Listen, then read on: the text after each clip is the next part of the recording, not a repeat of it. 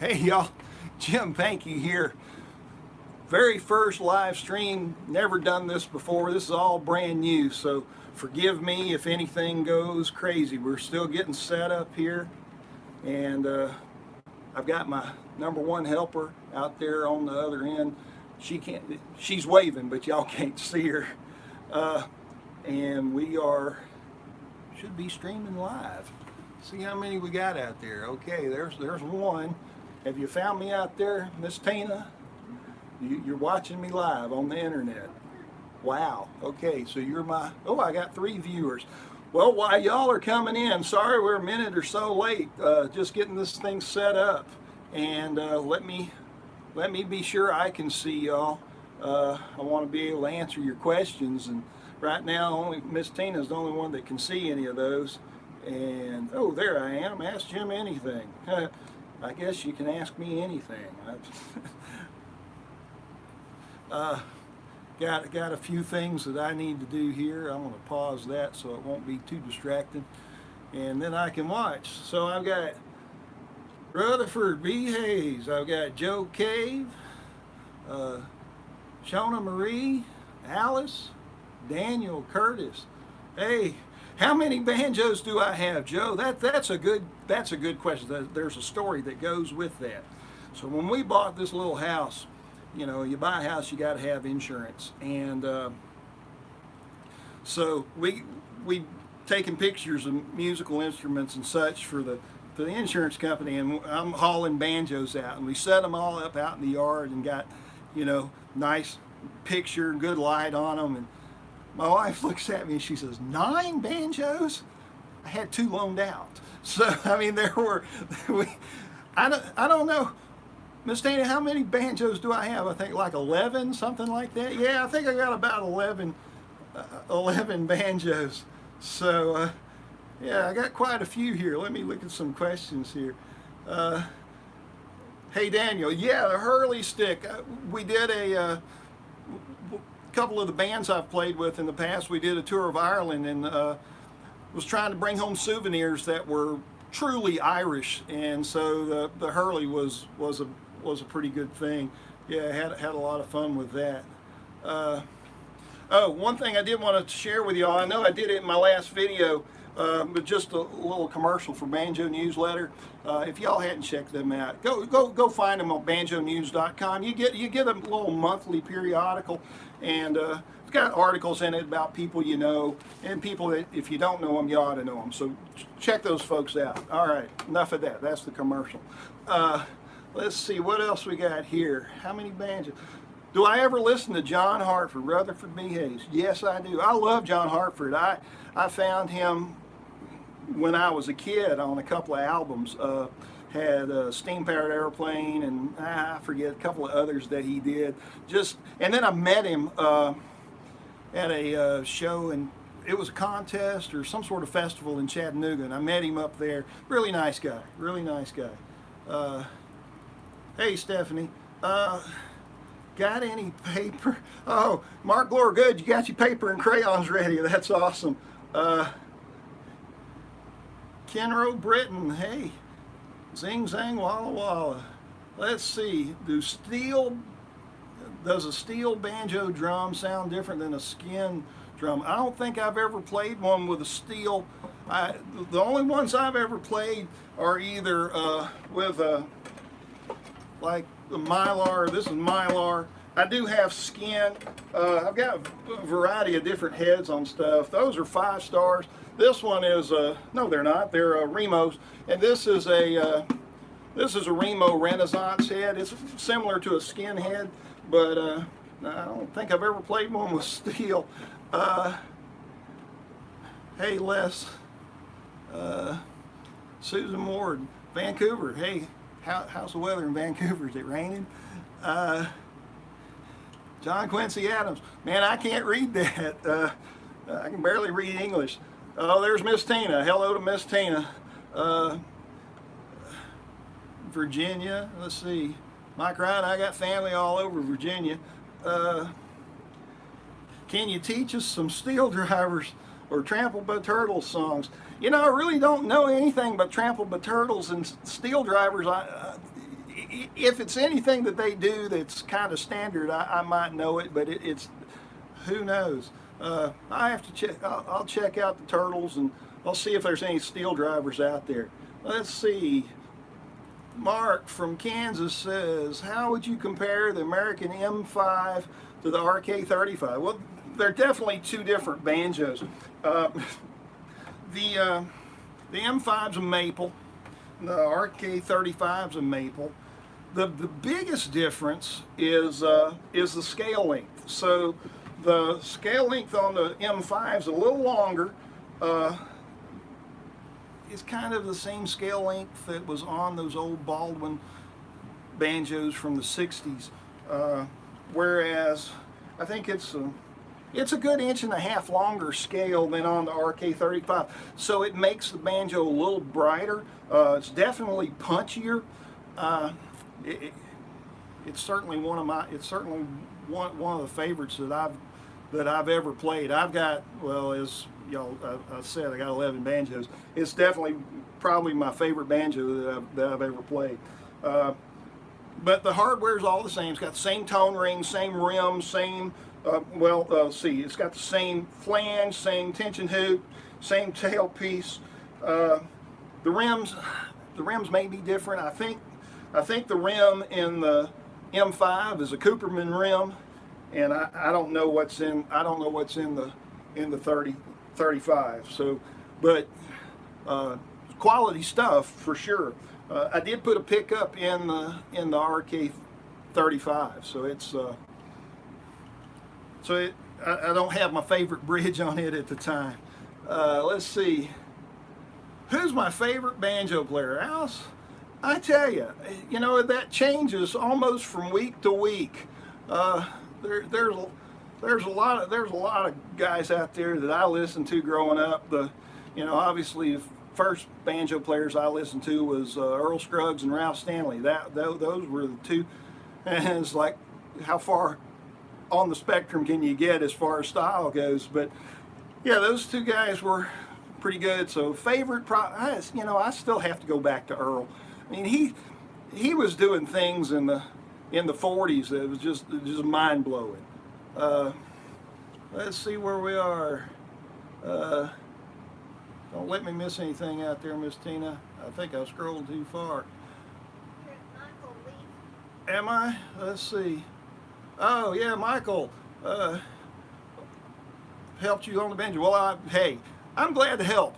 I didn't have hardly any help at all when I was learning to play. It was pretty much all on me. I did it all. And slowed down records and had a couple old books that I learned out of. There was a book by Lee Elliott, and Lee's still around, and find him on Facebook maybe. He might even have copies of them little books, and it was real helpful. Let's see, do I listen? I don't know Luke Kelly, Daniel. I'll have to look him up. When do you know you can stop calling yourself a beginner? I don't know, there's still some things I'm pretty much a beginner on. I played a little thing yesterday morning, bright and early, with a former student of mine, Trevor Holder. And if you don't know Trevor, go find him. There's not a whole lot of him on YouTube, and I've scolded him, but he just won't produce anything. But you can find some older videos of Trevor where back when he was taking lessons from me. Well, Trevor is an amazing student, and his Don Reno style and single string work is just unbelievable, and I consider myself a beginner with that style still. So, but when aren't you a beginner? When you can pretty much take a song that you heard on the radio or a TV commercial and figure out a way to play it. I remember as a kid I would sit and figure out like TV commercials, like the Armour hot dog commercial or TV show themes and stuff. I would sit and figure those out. Let's see. Hello Jim, what's the best way to reduce fret buzz when adjusting the truss rod? Oh, it doesn't do the trick. Well, you got to figure out where that buzz is coming from, and it can be a number of things. If the truss rod isn't giving you enough relief, then you may have an issue. Your bridge may be too low. so you may have to get a taller bridge. You can also make an adjustment with the coordinator rods inside. There's probably videos better than I can explain it. And if you, and I think, shout out to frets.com. Check them out. I think that's the web address, and he's got all kind of setup information there. That's pretty helpful. Let's see. Would you by chance do some lessons in the key of C? Well, sure. I've got a couple in the key of C. I think I teach Home Sweet Home, and I might have Farewell Blues out there. Both of those are in the key of C. But I'll ponder on that and see what we get. John Quincy Adams. I still haven't figured out how to read that. Byron, I love you too, man. Thanks for watching. Do you like your steak rare or well done? Medium rare. Don't want it completely rare, but I don't want it to be shoe leather either. Getting ready to start playing in church from Bassett. Hey Michael, playing in church is one of the best places that you can learn to play. If you will carry your banjo, sit next to a friendly piano player and they'll tell you what key things are in. I wrote me down a little chart of like where to put the capo and what key I would be in, and so when the piano player says, hey, this one's an A flat, I knew where to put I look at my chart and say, okay, if I want to play an A flat, I put my first fret, capo at first fret, and then play out of G shapes. But playing in church is great. One of the best things about playing in church is it doesn't matter how good you are. People will come up after church and they will look you square in the eye and they say, we love it when you bring your banjo to church. You're such a blessing. And it's so it's one of the best encouraging places that you can learn to play the banjo. It's really pretty fun. Let's see here. Oh.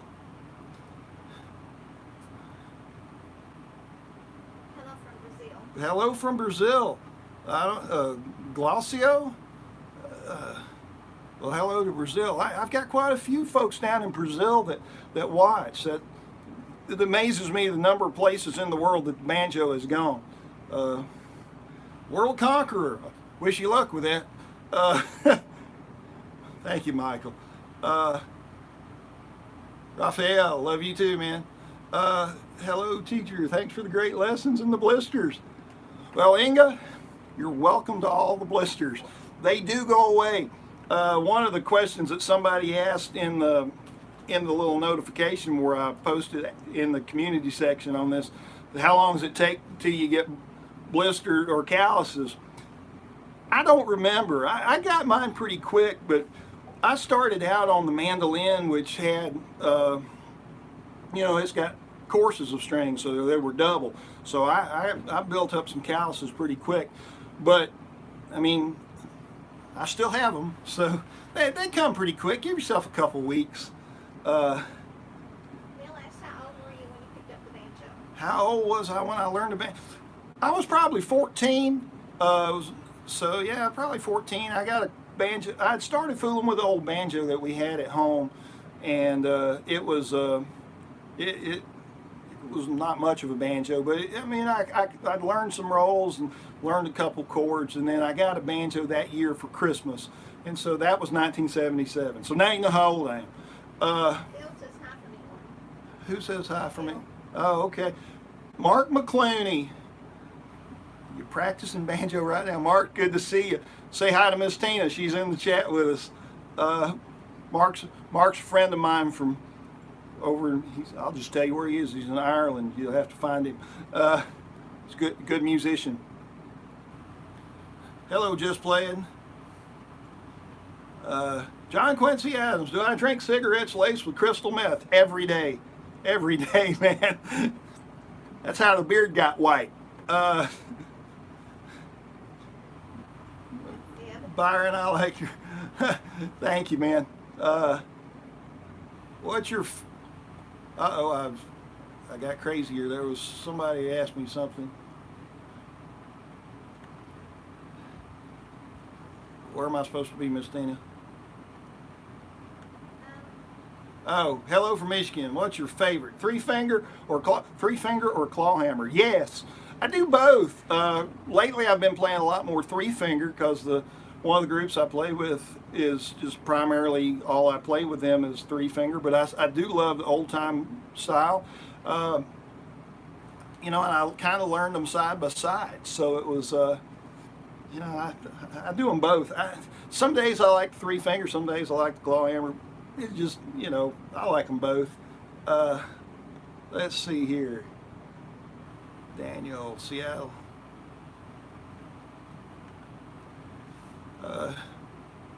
Hey Dave, I'm glad you're enjoying it. Let's see. Filippo, hello to Italy. I've got a few folks, I talk to a few folks in Italy from time to time. Wish I could come over there. A beautiful country.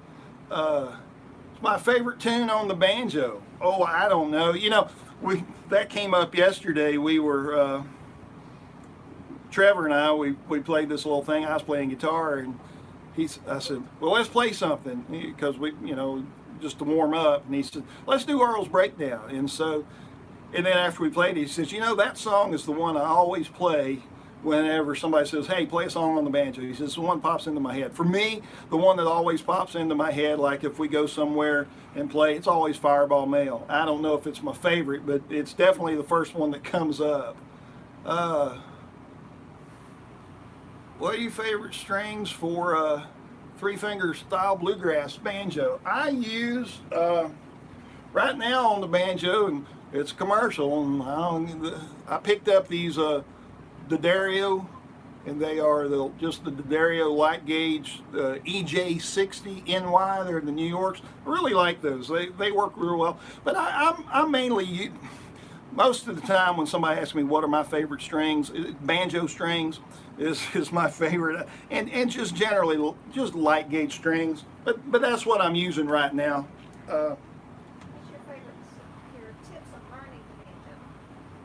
Tips for learning the banjo. Let's see. You're ahead of me. Let's see. Oh, do you have any tips on learning the banjo? Well, yeah, you practice every day. Practice your rolls a lot. But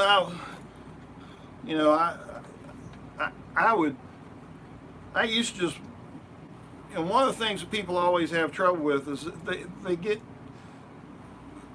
they struggle with their finger picks and getting used to having finger picks on. So one of the things I tell you to do, just put them on, leave them on, go about your day. Just get used to wearing them. And then the other thing that I do is when I wear my, like I would practice my rolls, I just practice them on my belly. And just because you don't need strings, or I practice them on the steering wheel of the car. But, you know, because rolls are mostly finger sequences, not really string. It's not really a string order. It's the order that your fingers go in, and so that's a pretty good tip, is to stop thinking about rolls as 3 2 1 5 1 2 5 1. Think in thumb index middle thumb middle index thumb middle. Think in terms of what order your fingers go in. Art King, hello from Martinsville, Virginia. Well, hello from Chatsworth, Georgia. Oh, I'm going to keep teaching. I'm doing the best I can. James Perry in New Franklin, Ohio. Jim Stewart, way down in Fairmount, Georgia. Hey neighbor.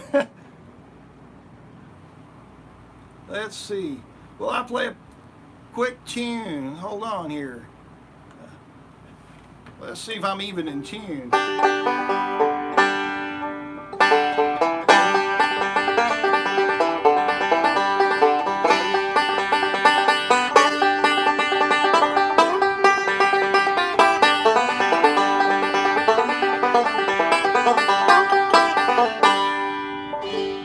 That's quick, and it was Fireball Mail. Let's see. Oh, yeah, Larry Shirley in Toledo, Ohio. Hey, up in Ohio. Cripple Creek. Man, that's the first song I learned to play was Cripple Creek. And I figured it's good enough for me to learn. It's good enough for y'all. And it's a great tune to learn. It's something folks recognize a lot of times. And Corbin, let's see. Yeah, Bakersfield Mall. It's a hoot, man. I love it. I love it. I actually played that on their little show yesterday. See, thanks, World Conqueror. Do I do any rock songs in the bluegrass style? You know, I did a couple of southern rock things. One of the ones on the channel is I do the Marshall Tucker Band. It's the Fire on the Mountain, and I do that. And so there's a video Fire on the Mountain out there. So check that out. Hello from Ireland. Do you know any Irish tunes on the banjo? Maybe. It's I know tunes that you know, but they're not necessarily the way you know them.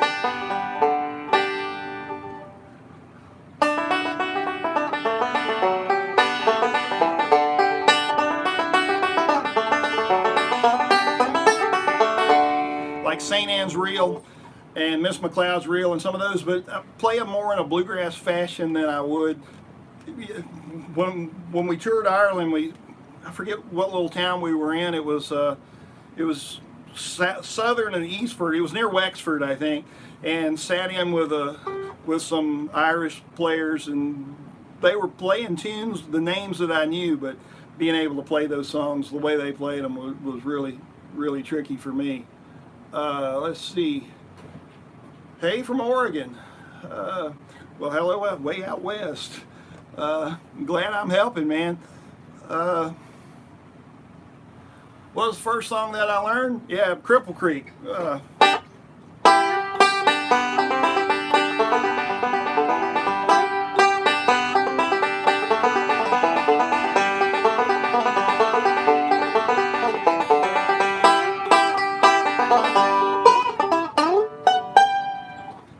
That was my first song. Maybe not quite like that, but pretty close. Pretty much exactly like I show you in my videos is how I played it back then. Yeah, I said hello to Oregon. Thanks for all you do. Love you, man. Kenny Brooks, love you too. Thanks for watching my channel. Let's see if I can go down this screen without messing stuff up. One click, one click.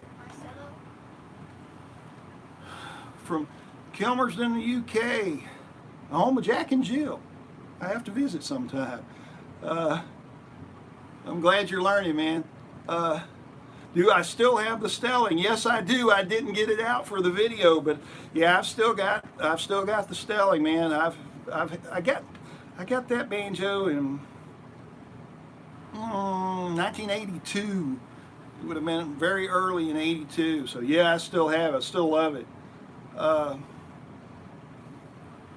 Mark, you got RK35 because of me. Well, that's fantastic, man. I appreciate it, and folks at Recording King appreciate it too. They like seeing that I'm helping. Let's see here. Is there a particular tailpiece that you recommend, and how much do they change the tone? You know, I'm not a fiddler with stuff like that. You know, this one came with a Presto, and I'm okay with it. And then I've got one of Gary Price's banjos, and it's got a Gary Price tailpiece on it. I hadn't changed it. I know they changed the tone a little bit, but I don't really have a favorite. I mean, as long as they hold the strings and not doing anything crazy, I'm okay with it.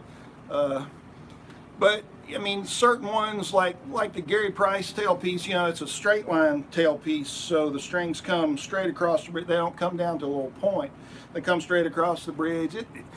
It does seem to have a little different tone than this.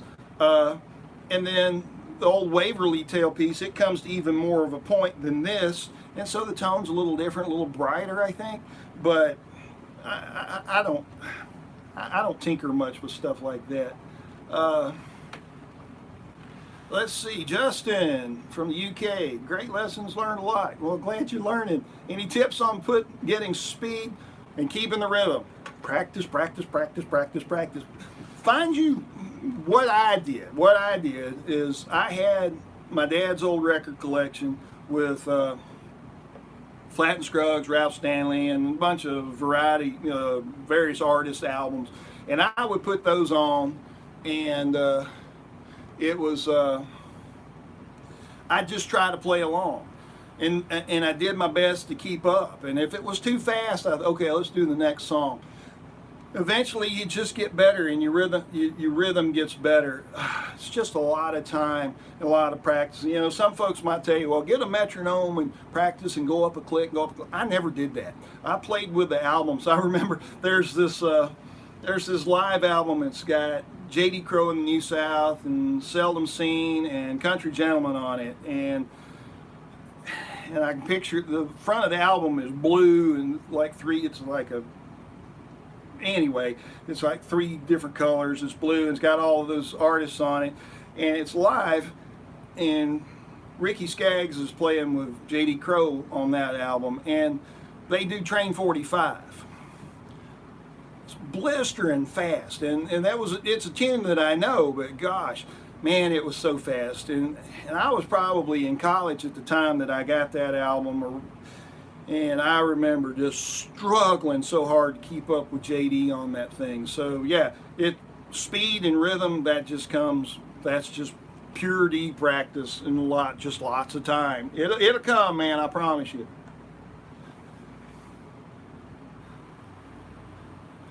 James Perry, well, thank you very much.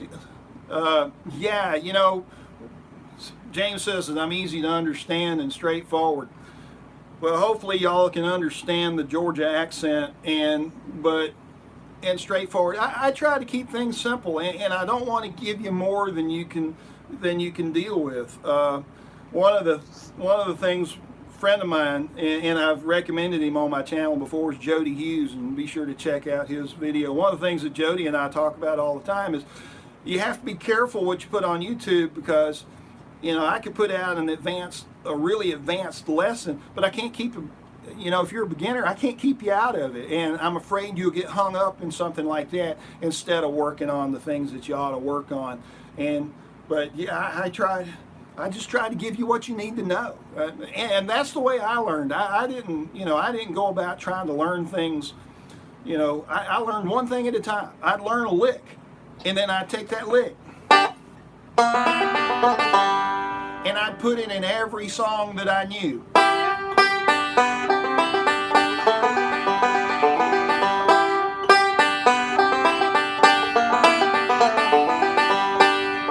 And try to fit it wherever I could. And then I just practiced that lick a bunch. And then once I was comfortable using it anywhere I wanted, then I'd use it somewhere else. Lisa Amon, how are you? I'm doing great. Just great. We're doing a live stream. If you hadn't noticed, we're live. Yeah, I'm doing good. Do I have any tab for the first 10 lessons? Well, Doug, no, I don't. I think it's super important that you struggle along with those lessons and try to get it in your head. The main thing I want folks to really figure out is how each of those little blocks work. Think of like the information that I'm giving you is like Lego bricks. And I can give you Lego bricks, and each of them's a little different, but you can learn how to use them all together and build whatever you want with them. And so by assimilating those and practicing those without the tab, you're going to have to memorize it. I saw a thing just recently was talking about how we learn, and you know, in learning sometimes, you know, thinking requires effort, and a lot of times we don't want to think, we don't want to put in that kind of effort. I mean, we resist that. You know, we just rather just lay back, not, you know, and not do much. So we've all got pretty well adjusted to using our smartphones for our GPS, our navigation. So we never really learn where places are. You know, we just plug it in. We follow the little navigation software to get where we're going. And I was thinking about that when I was a kid, and I say kid, you know, in high school and college, when I was old enough to drive and go to these little bluegrass festivals, I just went and looked where they were going to be and just drove that direction until I found it. So I wonder how we got places. I don't know, but so my theory with the tab is the same. Let's, you know, try use that as little as possible. There's a couple of things, and one of them came out of the Banjo newsletter that I talked about, and it was a tune that I had learned, and I memorized it from the tab, and I played it like that for so long. It took a while until I was able to just finally break away from the tab. And the way I did it was I just quit playing the song and quit practicing it and forgot it. And then when the song came up again, I approached it a little differently. I put it together with skills that I already had. Let's see. Sam's 5-string. Says you can't get your message to go through on the feed. Sam, I'm seeing them. I don't know what's going on, man. Lisa, oh, you're welcome. Let's see. Yeah, Mac, appreciate that. Yeah, cheer them on, Mac. Let's get some more likes out here, y'all. Yeah, hey, hit the like button. That helps. When y'all hit the like button, and when you share the videos, and if you comment, that really helps me a lot, because folks, that's how YouTube decides. One of the ways that YouTube decides whether or not to share these videos out there so y'all see them. Vladimir from Siberia, dude, late in the night for you. Appreciate you watching. Uh-oh. Wayne Andrews. I done skipped. To come up with 3-finger style, what was used before him? Let's see. Miss Tina's asking me a question here. Hold on, I have. Wayne Andrews. Yeah, let me scroll. Pardon me for a second. I'm gonna look away. Maybe if I was to pull this a little closer, I could see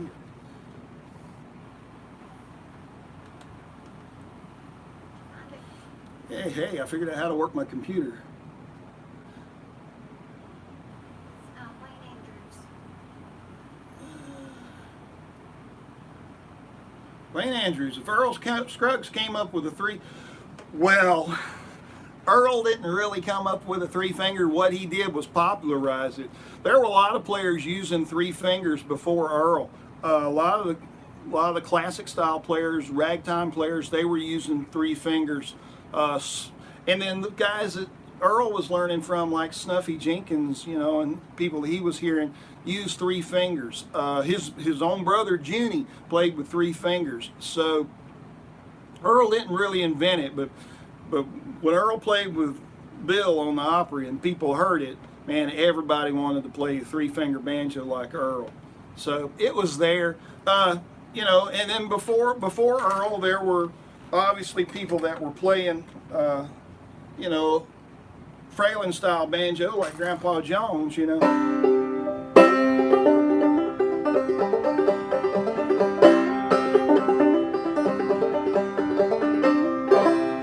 So that was a style, but the three finger pickers, they were still out there. Let's see. Tasha, say hello. Well, hello, Tasha. Using it you. Well, let me know how it goes for university auditions. Yeah, I appreciate that. I'm just glad to encourage folks to pick. Let's see. Sam's 5-string, welcome back. Let's see. Andrew. Let's see. Struggle with the banjo and quit. You know, I get a lot of folks that played the banjo once upon a time, and then they quit, and then they started back, and you know, it's okay. You know, keep at it. I'm glad you're picking again. How many hours do you work with the banjo in a week? Well, not as many as I ought to, but you know, a lot of my time with banjo is with students, so I get several hours through the week with just students, and then between students I'm sitting there working on stuff of my own. So I've never really counted it up. When I was learning, though, I will tell you this: when I was learning, and of course it's different being an adult than it is when you're a kid.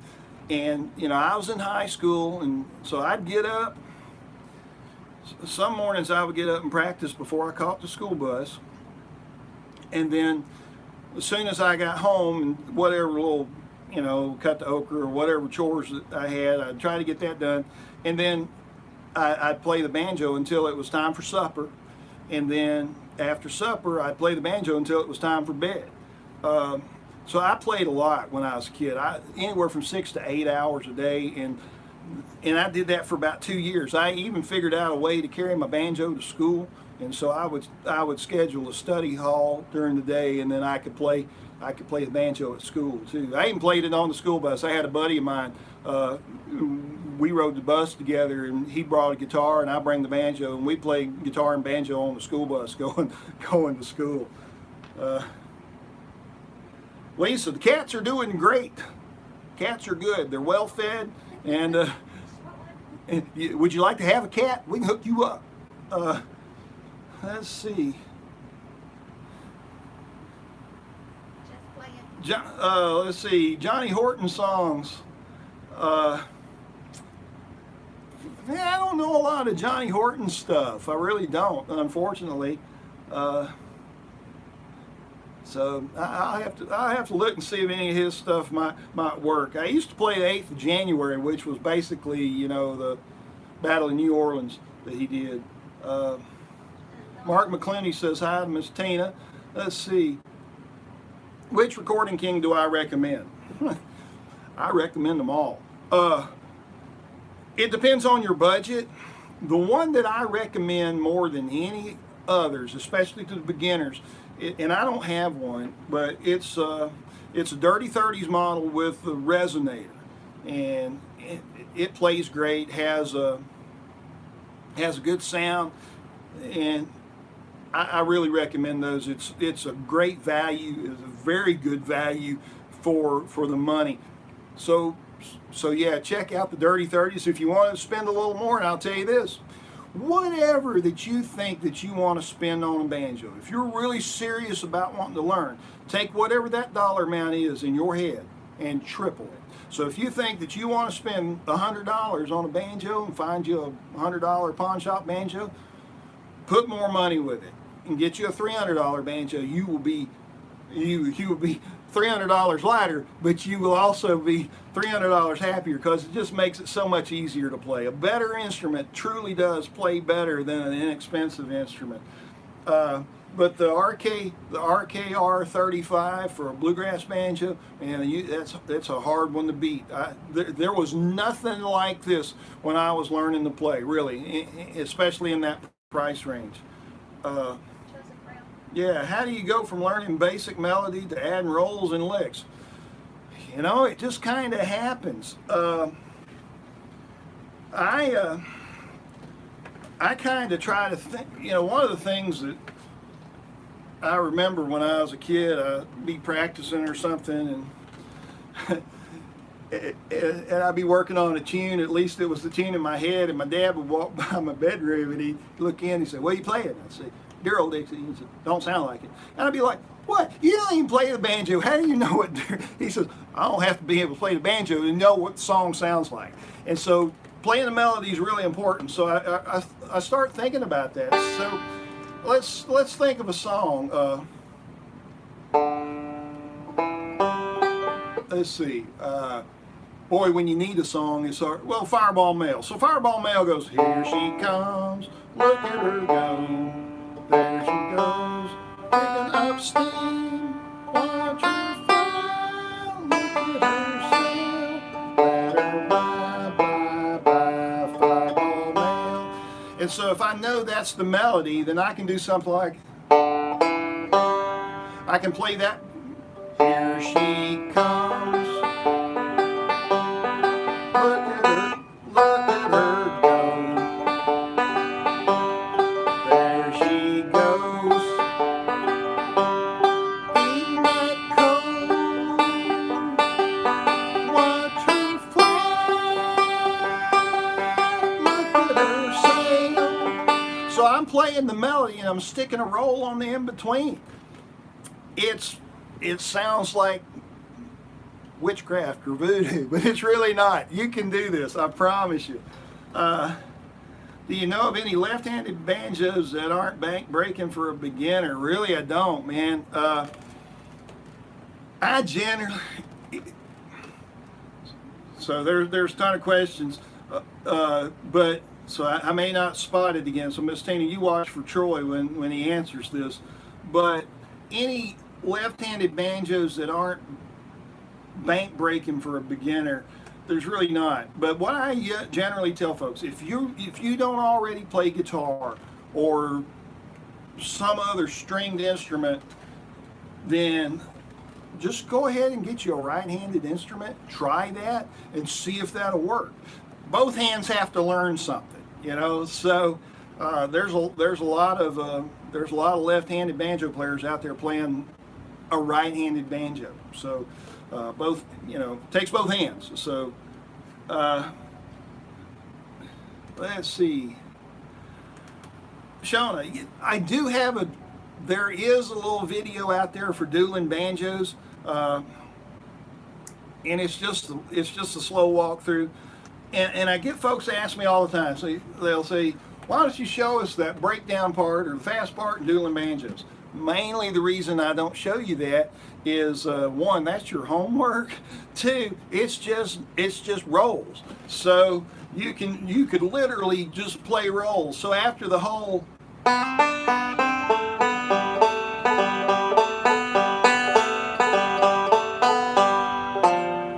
now you can play alternating rolls. It's just 3, 2, 5, 1, 4, 2, 5, 3, 2, 5, 1, 4.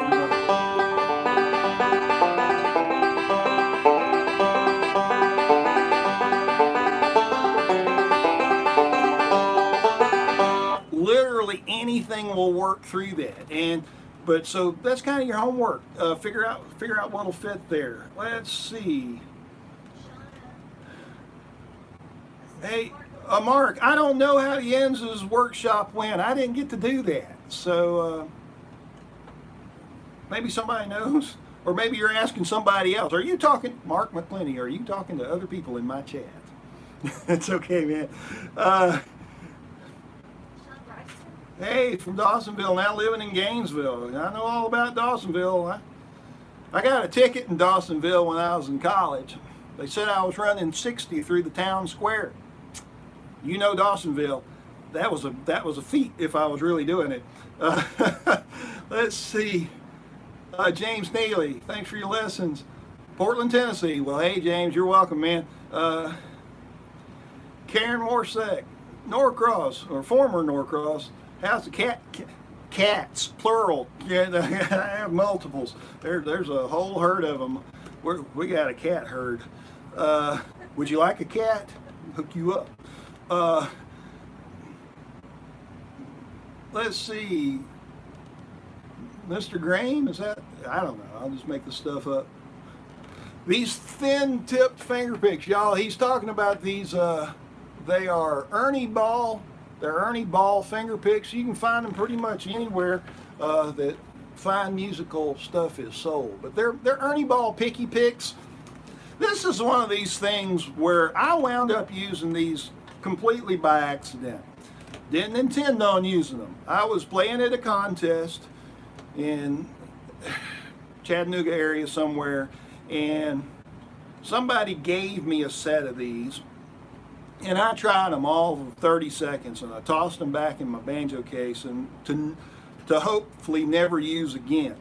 And I was somewhere, I think it was on family vacation, or we were up in Virginia somewhere, and with family, and I dropped one of I was using Dunlop fingerpicks at the time. I dropped one, and I stepped on it in the process of looking for it, and then when I tried to straighten it out, it broke. So the only picks I had with me were these Ernie Ball Picky picks, and so I wound up just having to use them. And so these are my picks of preference now, and they have been probably since 1980.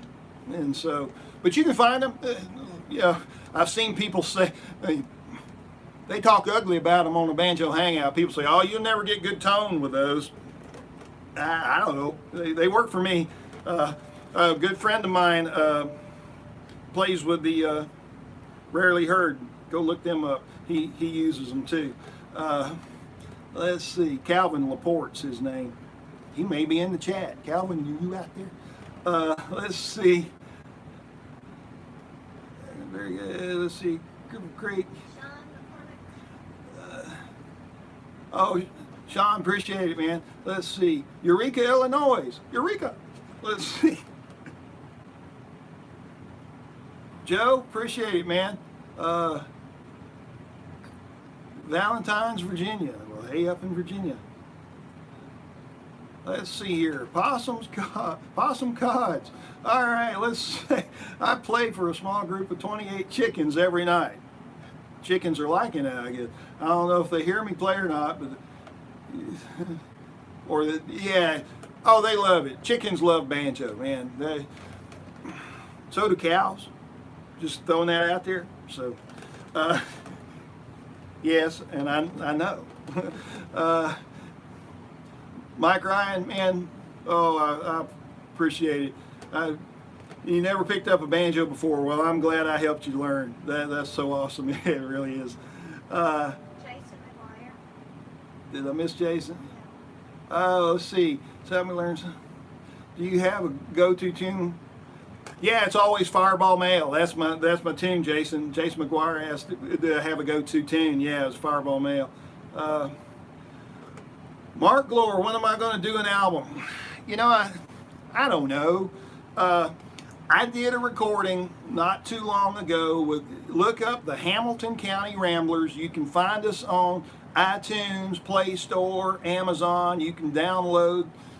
I don't know if we have any actual physical copies left. The thing went double linoleum and, you know, sold all of a couple thousand of them, maybe. But we've sold there's a bunch of downloads. So check out the Hamilton County Ramblers. I play banjo all the way through that album, and I even play some old time there too. And you get to hear me sing on one song. So let's see. Okay, hang on. Let's see. A quick run through of Old Yeller Dog. I don't know if I know that one.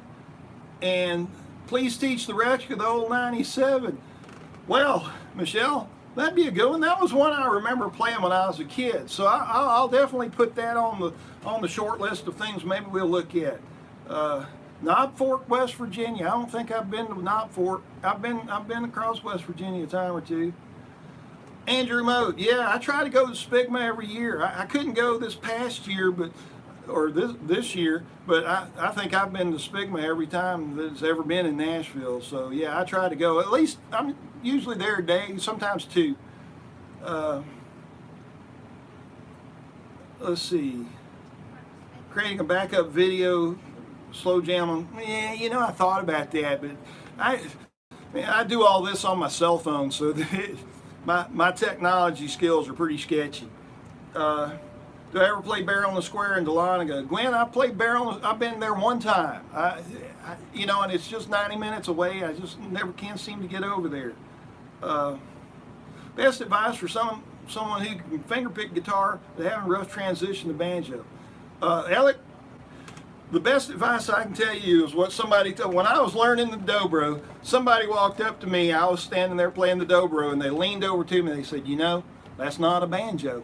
So the best advice I can give you about going from guitar, fingerstyle, to banjo, it's not a guitar. So you kind of have to change the way you think. Go back through my beginning series, learn those basic rolls that I teach, and just get really used to those things. I know a lot of times on guitar, your finger picking is real precise. You know, you don't really have patterns all the time, and so. But banjo, most of it's built out of these roll patterns, and we just make it work. From the Netherlands, wow, cool. And I'd like to go there too. Brian, hey, I still love you, man. Let's see. Joe Cox. Let's see, Tom. Can you review your program of online lessons? Yeah, so here's what's out there. So Tom Ballard asked me to review what I've got online lessons. I have my 10 lessons series, so you can you know, beginning banjo from, I mean, absolute, what is this thing? How do I hold it? How do I tune it? How do I wear my picks? All the way through being able to play. I think I teach 4 songs in that 10 lesson series. After you've done those, it's then kind of up to you to poke around some of the other videos that I have out there. And I have a lot of single tune videos. But be sure to learn Ballad of Jed Clampett. Be sure to try to figure out Foggy Mountain Breakdown. Those 2 are real important. The Home Sweet Home, I think, is out there. Look at that one. Once you've got those, and you really have a core set of fundamentals that you should be able to pretty much play anything that you want. So once you've done that, then check out the backup series. It's a seven lesson series on backup, and I'm going to be adding to that soon. I'm going to do a little expansion pack, just a single video with some licks that you can add, but it's just so that'll get you going. Then there's all kind of other stuff out there. I've got some guitar stuff. There's some ukulele videos out there too. Craig, I've been to IBMA once. We went 2 years ago, I think, to IBMA. It may have been 3 years ago. But yeah, I've been to IBMA once. It's a lot of fun. If you've never been, y'all, check it out. Raphael, St. Pierre, love y'all in Canada. Appreciate you watching. Mark, didn't expect to be jamming with you. Sorry I can't hear you, man. Let's see.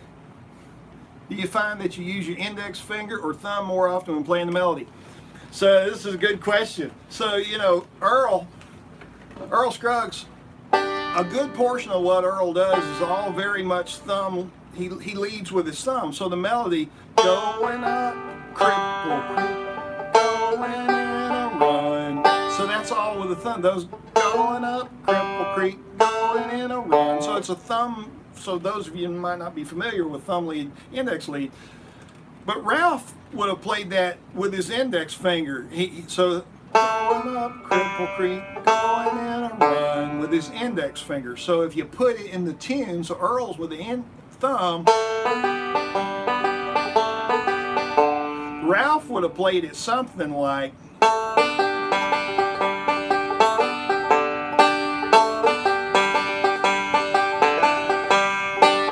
So because I learned both of those styles. I mean, really, my first 2 huge influences was Earl Scruggs and Ralph Stanley. So I learned the thumb lead and index lead.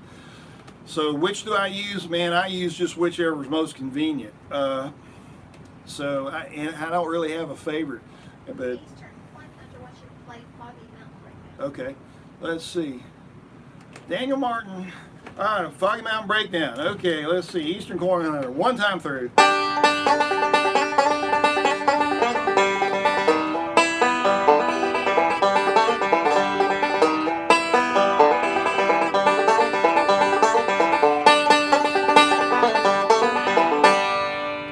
One time. There you go, man. Kenny, yeah. Kenny says, don't forget to let folks know about your Patreon page. Patreon.com/Jim Pankey. I'm out there. If you want to help me feed this house full of cats, I'm glad to. Miss Tina is the crazy cat lady. I guess I'm the crazy cat man. We had a neighbor move out and leave cats across the street, and now we're feeding those outside. They stay out there. And then we have another neighbor that catches them and gets them fixed. And so hopefully we have curtailed the population explosion we've had. Man, I tell you. Let's see. Sean asked, how do I go from claw hammer to Scruggs style?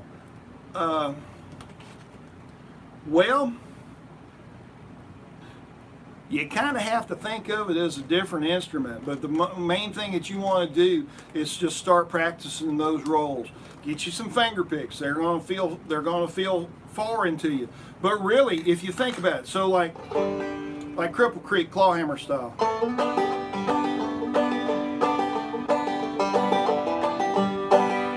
So the left hand's going to be the same. So that was a slide, open, slide, and pick on the floor. We'll be going back to some other style of pick here if I step on one of these. Let's see. And so the 3 fingers, same idea, but we got a roll where you had your little bum ditty lick. That's almost your bum ditty. All I've done was add an index finger. And that's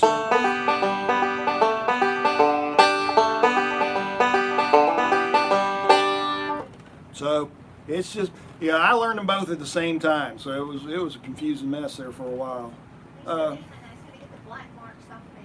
Okay. How do I get the black marks off the banjo?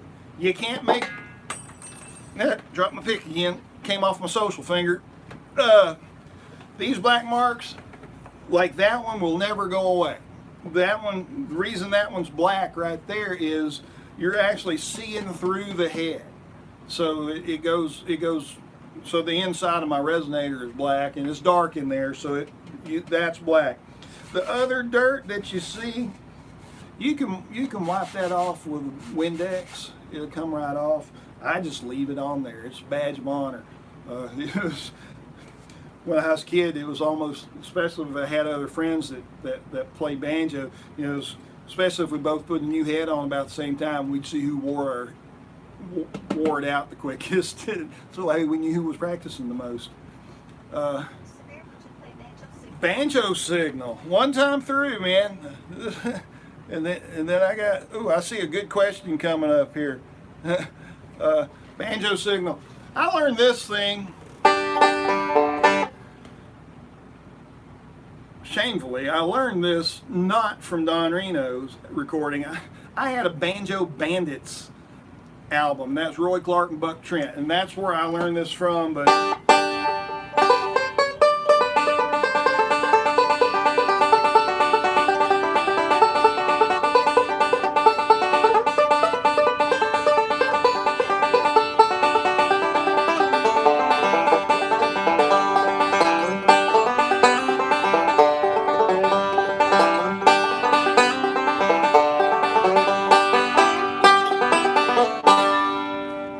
that's a little rough, but you get the idea. Let's see. Tom Ballard, what are my thoughts on pre-war banjos from the 30s and 40s? Are they worth the price? Are they worth the price? All I can tell you is go play a few, see what you think. You know, I'm kind of a new banjo sort of guy. I've had old stuff, but I tend to gravitate toward the newer instruments. To me, it's more of a tool. Some people really like them, and I've played some old ones that were absolutely amazing, and I've played some old ones that I really didn't ring my bell. But are they worth the price? I don't know. I'm not a banjo collector, so I really can't, you know, not going to say anything that's like, oh, those are just crazy expensive. I mean, they are what they are. And if I had a guy tell me one time, and it was a pretty good piece of advice, it's like, you got to quit looking at the price tags. If you play an instrument and that instrument speaks to you, and that's the one, and if you don't buy it, you will always think in your head years later, you'll think, man, why didn't I buy that banjo? You know, why didn't I buy that? So are they worth it? You can probably answer that better than I can. Let's see. How often do I change strings? It really depends on how much I'm playing. These are about due to be changed. If you're playing a lot, and I mean a lot, probably about once a month or so, I generally don't change mine until, you know, they start feeling really gross, and these are getting to where they feel a little gross, or they don't stay in tune good. That's when I'll change mine, and it's totally up to you. There, you know, there's a lot of, like Ralph Stanley, he never changed strings. If he broke a string, he'd put a new string on, and that was about it. D-tuners, please. Yeah. So I put a set of the cheetah keys on this one here. They mount on the back. I've got other banjos that have the Keith tuners.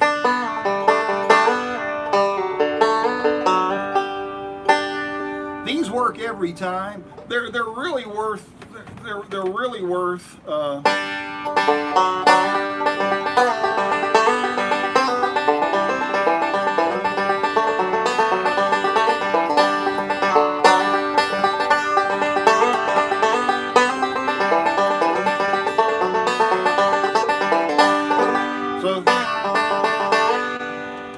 I like having them. I've always liked the D-tuners, and I always had like the Keith tuners or the Shallers, which are very similar.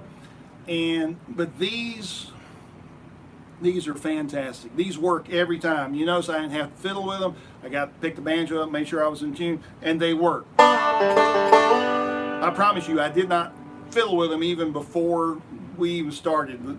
You heard them the first time I did just then. Are they worth the money? If you want to make those sounds,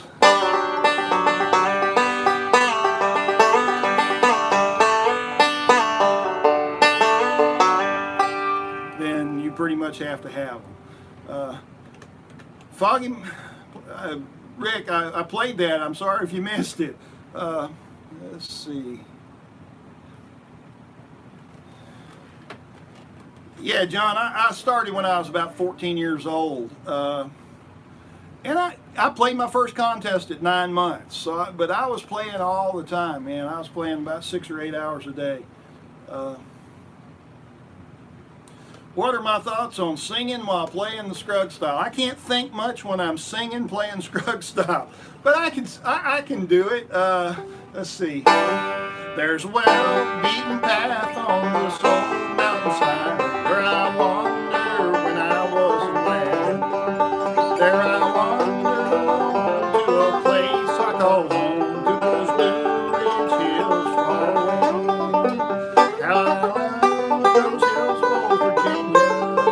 From those Blue Ridge hills I did roam. When I die, won't you bury me on the mountain, far away in my Blue Ridge cabin home? So, yeah, can it be done? Sure, you can do it. Just takes a little practice. You have to turn your thinking part off or it won't work. Let's see. Banjo Boomer from Belfast. Let's see, can you say hello to Anne-Marie? Anne-Marie, hello, how are you? Got a broken elbow, but still practicing the rolls while her bad arm is healing up. Oh, I feel for you. When I was a kid, I was involved with the FFA, and y'all in the States know what that is, maybe overseas now because it's a pretty big thing. It was Future Farmers of America is what it was, so maybe not be overseas, but I showed hogs and I helped other kids show hogs. You get a hog and you bath it, you clean it up real nice, and if it's a white hog you powder it so it's pretty and white. If it's a red Duroc hog, then you give him a good bath, you make sure he looks real good. Well, I had a buddy that I always showed gilts, the little girls, and they were tame, but the boars, they wanted to be with the gilts, and so you get boar hogs around the girl hogs, and they don't act nice. And so we were giving a bath to one of these boar hogs, and he got his nose in the gate, and he slung that gate open, and he caught my social finger on my right hand, on my picking hand. We had a show to play the next day, and so I had that finger in a splint. So I thought, I don't know how I'm going to play banjo with finger in the splint, but I wound up putting a pick here and here, and I somehow managed to play with my social finger there for the world to see while I was playing the banjo. So I feel for you, Anne-Marie. I'm sorry you busted your elbow. That'll be better before you know it. Do I know any Johnny Horton songs? Really, I don't. Let's see. What do you think of 6-string banjos? Those are guitars, aren't they? Unless, Sonny Osborne played a 6-string banjo, but it still had the little short string, and so it had a lower string. I'd love to have one of those, but I don't have one. But like the guitar ones, I think they have a purpose, but really it won't work well for bluegrass, I don't think. After your first 10 bluegrass episodes, Next step, learn Beverly Hillbillies. I have a super simple version of Beverly Hillbillies. Learn that in Foggy Mountain Breakdown, and then Home Sweet Home. Those are 3 good ones to tackle. Hello, Fabio. Good to see you down in Brazil. Andy Griffith's theme. I might could whistle it, but I don't think I can play it. Let's see. Shucks, I've done this thing gone crazy on me again. Banjo Boomer, what do you like to play when there's no one watching? Oh, Banjo Boomer asks, what do I like to play when no one's watching? I don't know. I play Pokemon on my phone, and sometimes I'll play. No, I play a lot of different stuff. I mean, I don't have any real preferences as far as different things go. What's your favorite bluegrass band? Favorite bluegrass band. I'm from Kentucky. That's not, this is going to sound arrogant, but I really like the Hamilton County Ramblers. I really felt like that what we were doing when we put that band together a few years ago, and that's some of the best music that I've ever been involved with, and it's the only CD that I've been involved in recording that I will actually listen to. Man, Ramblers, because they were such good guys, and we had a lot of fun together, and we all loved the same old music. So I really like us, and I know that's a cop-out answer, but let's see. BL Reynolds, hey, do you have any serious lessons? Yeah, BL, yeah, absolutely. If you came to me for private lessons, first 10, that's what we're going to do. You're going to come to me, I'm going to show you some rolls. The next lesson, I'm going to show you how to do a slide, and then we're going to build Cripple Creek, just like those first lessons. Man, it's almost exactly the same. And pretty much what I do now with students, people call me up and say, hey, I'd like to sign up for Banjo. I said, I tell you what I want you to do. I want you to go do my first 10 lessons on YouTube. It'll save you a few dollars, and and you're going to learn the same thing. And it also gives me a chance to see folks are really going to practice. Can I start a banjo lick of the week? Nah, I'm probably not going to do a lick of the week, man. That's John Bolden's thing. John's got a good thing going out there. Y'all go visit John. He's got some great licks, and he's a heck of a banjo player. Let's see, Christy Johnson. He says, hey, Mr. Jim, my name is Michael, and I love the world of bluegrass music and playing. What's your favorite bluegrass song? Yeah, I don't know if I have a favorite. I'll ponder on that. Tiny Broken Heart.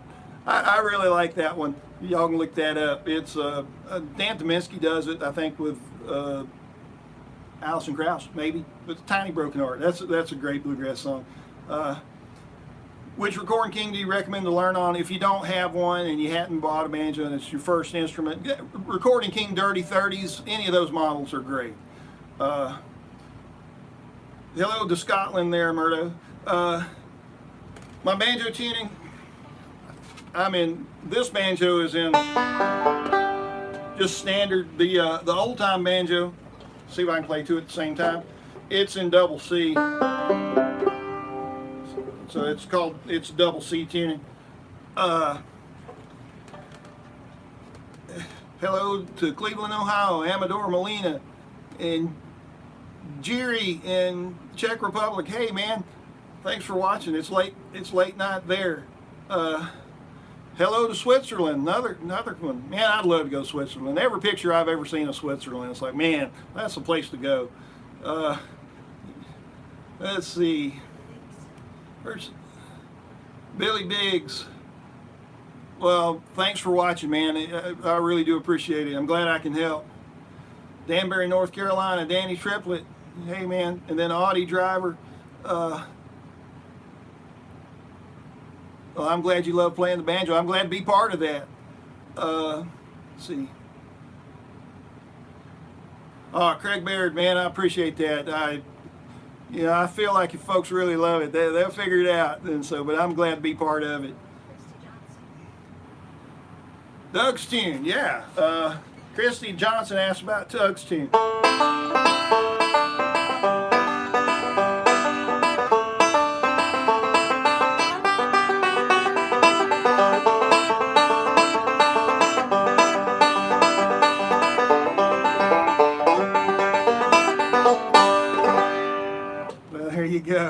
And I've got 2 lessons on that. I've got a lesson that teaches the tune, and then I've got a lesson that teaches the melodic break that Doug does on one of the Andy Griffith shows. So check those out. Audie Driver, you're a banjo hero. Well, I don't know if I'm a hero or not. Let's see. Netherlands. Okay. Yeah, and let's see. What's the best techniques you... Dwayne Templin asks, what's the best techniques you should use to improve your timing? The best thing I can tell you to do is start playing with albums. Find records and recordings that you can play along with. And playing with other people will really help. Let's see. What strings do you prefer on the RK35? Miss Tina, there's a box of strings on that bookshelf out there. Would you grab that for me? They're the Dario strings, and hang on, I'll tell you what number they are. I use a different gauge on the 35. And yeah, that's it. Told me that. Alrighty. It is the no, this is not the one. These are the ones I use for claw hammer, but it's a 9.5 set. They're not out there, babe. So, but it's a 9.5 set that I use. But they're D'Addario, and they're just a little heavier because of the shorter scale. Let's see. See if I can scroll down with it. John Bluegrass. Yeah, we did that one. And Matthew, oh man, you're welcome. I'm glad to inspire somebody to do something. Ken Roston, Australia. Boy, it's probably dark yonder ways. I appreciate you being up at this time.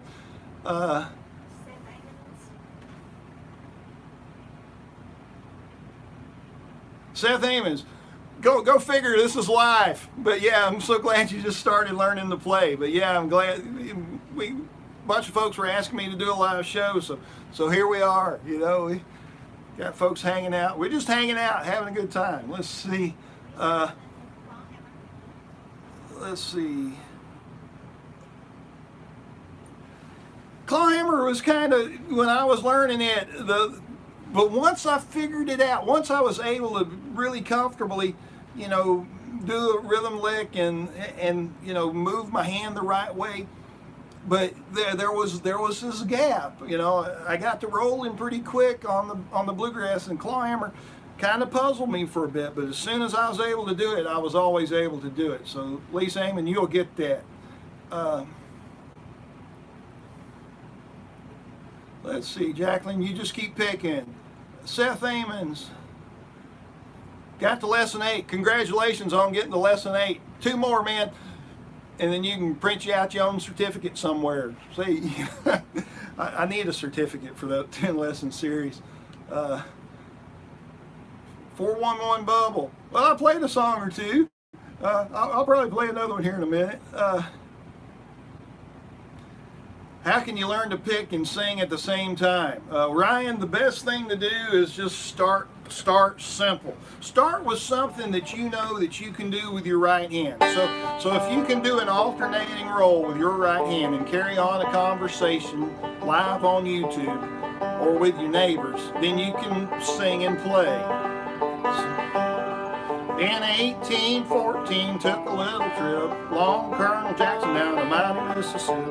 Took a little bacon and we took a little beans, and we fought the bloody British in the town of New Orleans. So I'm just doing an alternating roll, 3-2-5-1, 4-2-5-1, or however. I'm not really thinking about that roll, but that's so yeah, that's how you're going to do it.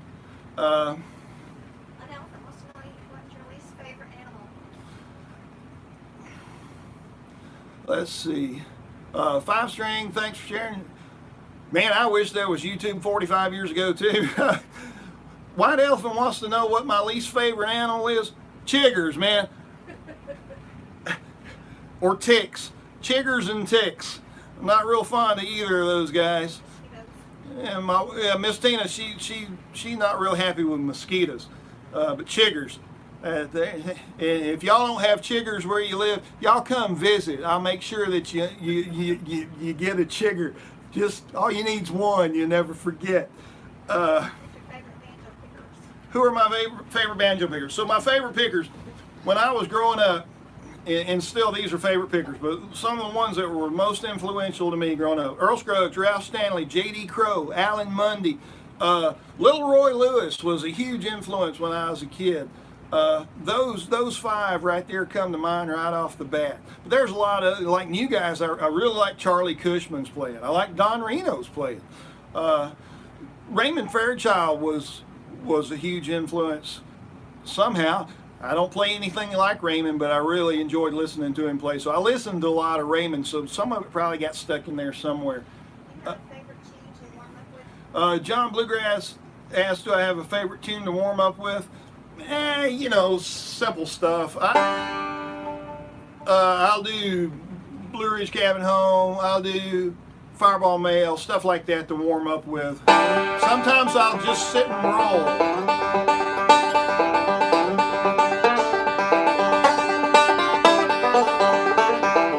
I'll just sit and play just banjo noise. Hang on here.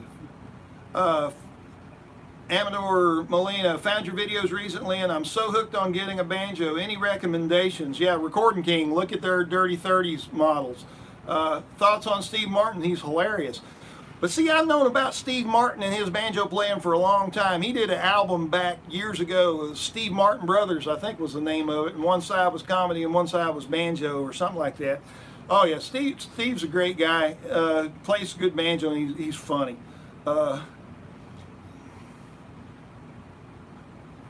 Could I play I Got a Name by Jim Croce? I don't know. Yeah, so it goes something like,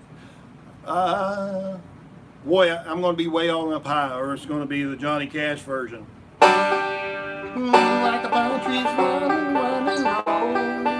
I got a name, I got a name.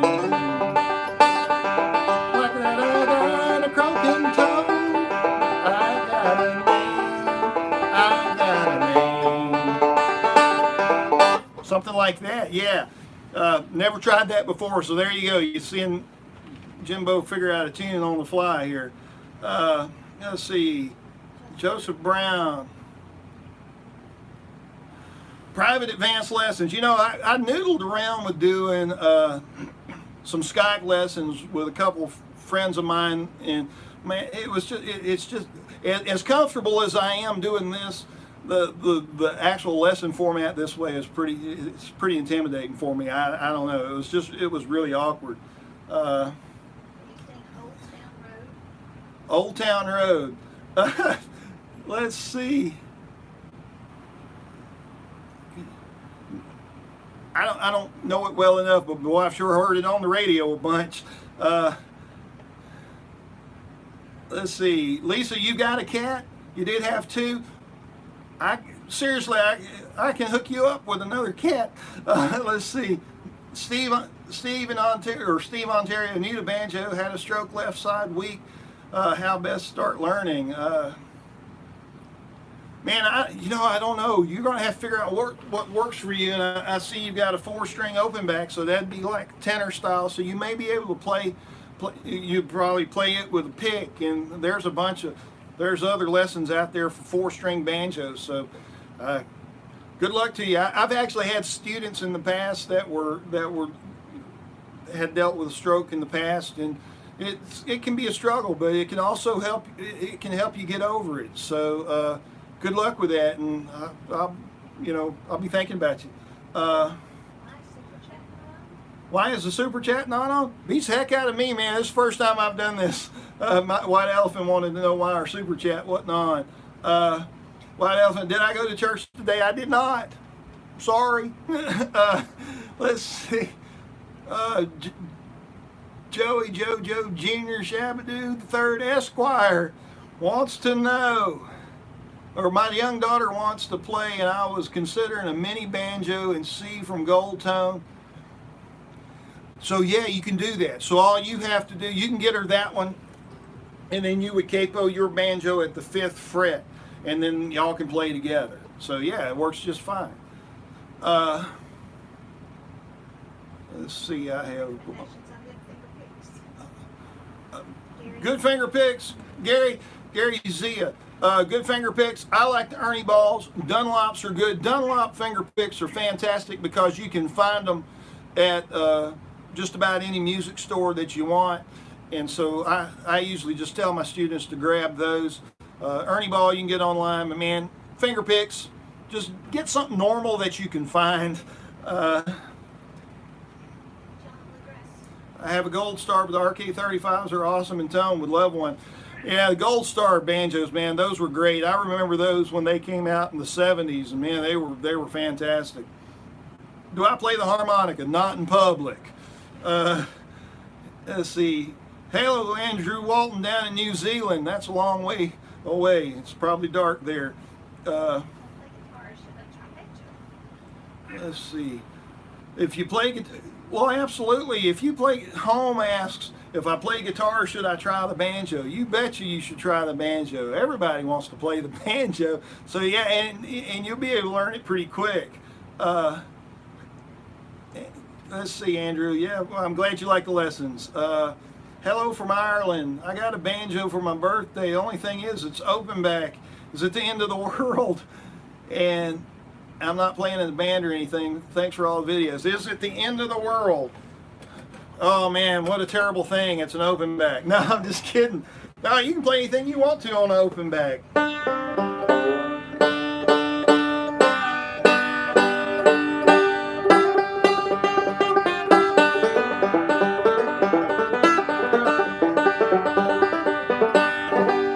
So yeah, it doesn't matter if it's an open back. You can play whatever you want. Perfectly fine. Karen, oh, Good Time 2 is a fantastic banjo. You'll be real happy with that. You'll be happy with that. Thanks, Lisa. Glad you like my singing. Not many, you know. Who is the best banjo player of all time? Just depends on what you like and what you're after. You know, if you want just pure just gut and feeling and drive and just power, Earl Scruggs. If you want somebody that's super technical and plays, you know, just stuff off the end of the planet, Bela Fleck is awfully amazing. So is Noam Pikelny.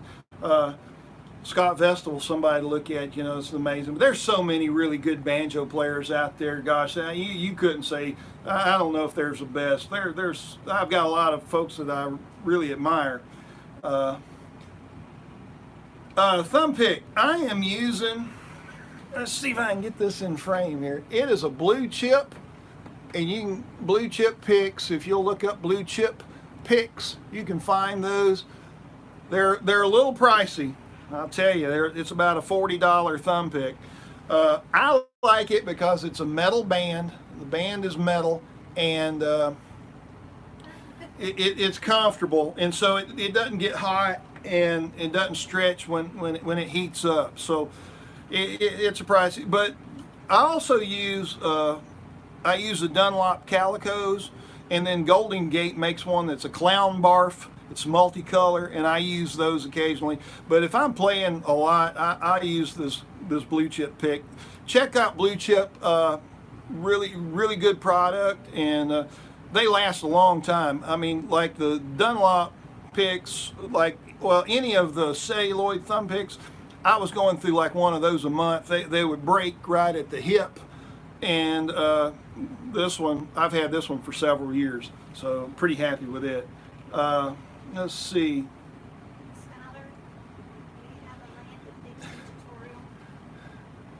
Go Rilla. Man, when we get together, if you just got it. Dude, I ask Jim anything. Let's see. Do you have a Land of Dixie? I don't know Land of Dixie, Skylar. That's a new one on me. Let's see. Claytron, thanks for sharing your knowledge. I started playing last December, and your videos helped me start. Well, I'm glad to be a help, Claytron. Don Reno, man, I don't really play any Don Reno tunes. That's so far out of my ability level. I wish Trevor was here with us. We could get him to play you a tune here.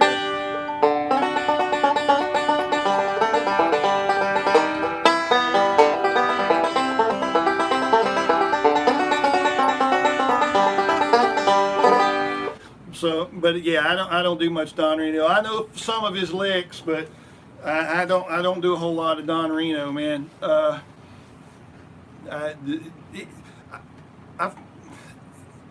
Don's albums came to me late in my learning process. I didn't really get. If I'd had them earlier, I probably would have known more.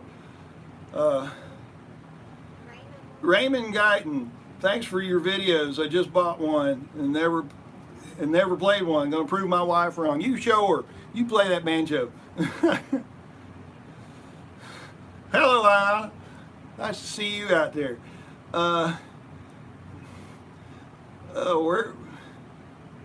Where did you learn how to play the banjo?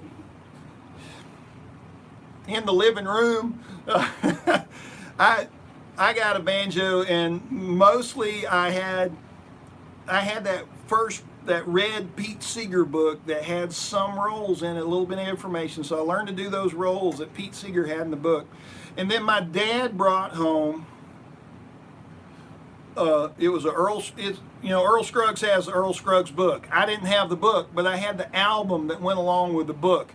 And so I learned some off of that album. And then for the rest of it came from just listening to records and trying to figure out what they were playing, and taking the information I had. And then the Lee Elliott book. Lee, thanks, man, for all that you helped me with out of your book. That was awesome.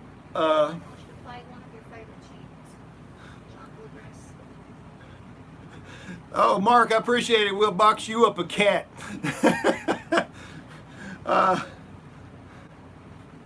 One of my favorite tunes. Oh, John Bluegrass, I don't know.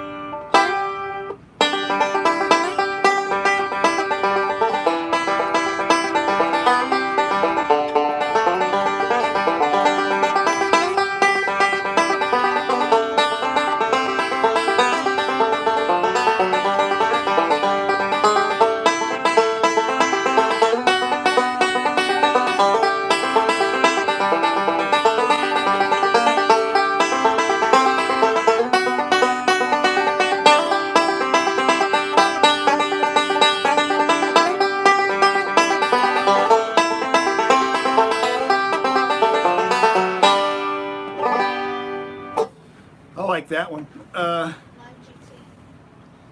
Let's see here. Low GT, the Stelling. So what's the story on it, and why don't I play it anymore? Oh, I still play it some. Most of the videos I do with my Recording King stuff, it's just the instruments that I'm playing. I still have the Stelling. It belonged to Ralph Stanley. And if you have the Masters of the 5-String Banjo book, it's in it, and so you can look it up. But I got it in 1982, and man, it's a fantastic banjo. And I still play it, but most of the videos are going to be with the Recording King. Recording King's been super nice to me. I figure it's fair to be nice to them. And it's not a paid arrangement or anything. They're just good folks. How long have I been playing? I started playing in 1977. Is it possible to play well when I'm older? If you practice a lot, I know I have to practice more. My warm-up times are longer, and I don't play as fast as I used to. I'm 55, but it'll be, my warm-up times, my fingers are slower and a little stiffer, but I keep at it. But yeah, it's definitely possible to learn when you get older. And Tim Miller, hello to Klein, Texas, and Rory Carter in Scotland. Hey, over in Scotland. Will Madams, learner videos have been a godsend for me. Your gentle, encouraging approach to teaching. Love to see more. and from Australia. Well, I'm glad to be helping, man. Let's see what we got here. Are Fingerpicks truly necessary? Wear your Fingerpicks. I'm telling you, put them on. Wear them. No, you don't have to. But if you want to sound like our banjo heroes, if you want to sound like Earl Scruggs or Ralph Stanley or Don Reno or Bela Fleck or Noam Pikelny or J.D. Crowe or Sonny Osborne or any of these guys, I can't think of Allison Brown, Gina Britt, any of our banjo picker heroes. They all got their picks on. So if you want to sound like that, you got to wear your picks. Yeah, and they won't feel natural until you put them on. Just put them on and wear them. Just hang in there with them. Is it possible to set up a 6-string banjo as a 5-string? I guess you could. What I would do, I'd take off a string, and then I'd take off that other. So I'd take those top 2 strings off, the A and the E off. I'd put me a thin string, like a 9 or a 10 on for that 5th string. And then somehow you're going to have to get a little railroad spike and spike it so it'll be capoed, or you're going to have to get something that you could probably, a 9 would probably be tuned up to the, to a G, and you could play it that way. It'd be a little weird, but that's probably what I would do. If you start hearing banging, Miss Tina's over here killing a bug. I don't know what she. Oh, she's killing spiders. At least she. Let's see.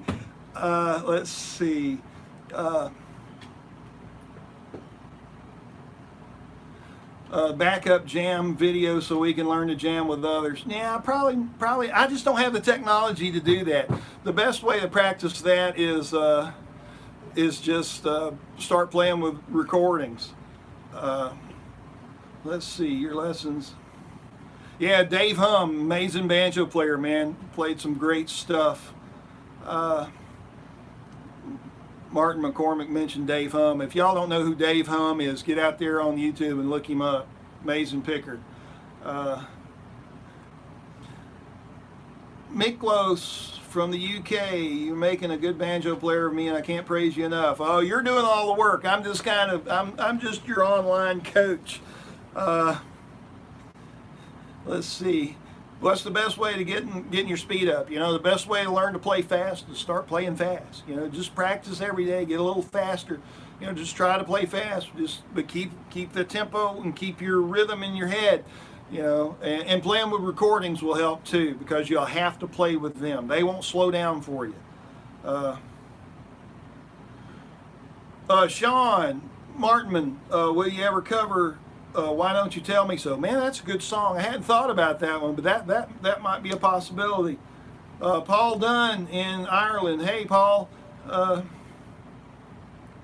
Kansas City here. Lance Rupert asks, have I ever been to the or know about the Walnut Valley? Yeah, I know about Walnut Valley. My buddy Roy Curry, he and I play together a lot.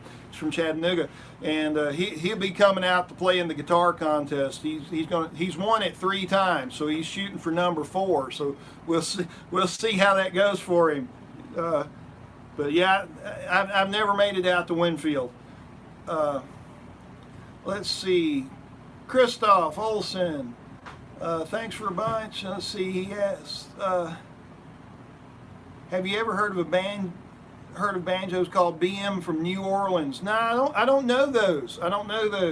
And hello over in Belgium. Let's see.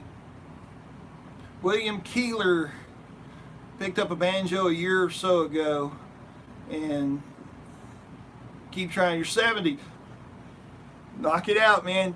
Take your times, no rush, really. You can do it, and just have the main thing about this whole deal is just have a good time. It's supposed to be fun. It's supposed to be enjoyable. David Vaughn from Possum Kingdom, South Carolina, wants to know my opinion of the Washburn B9. I don't know which one that is. I think I may have a student that's got a B9. I'm not real sure. Some of the Washburn banjos I've seen have been pretty good. David Lundmark from Sweden. Hey, David.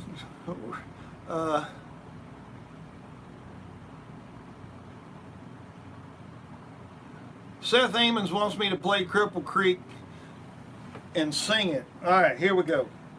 One time through. That's the going up Cripple Creek, going in and run, going up Cripple Creek to have a little fun, going up Cripple Creek, going in the world, going up Cripple Creek, see my road, Cripple Creek to my knees, roll up Cripple Creek as I please, roll up britches to my knees, way old Cripple Creek as I please.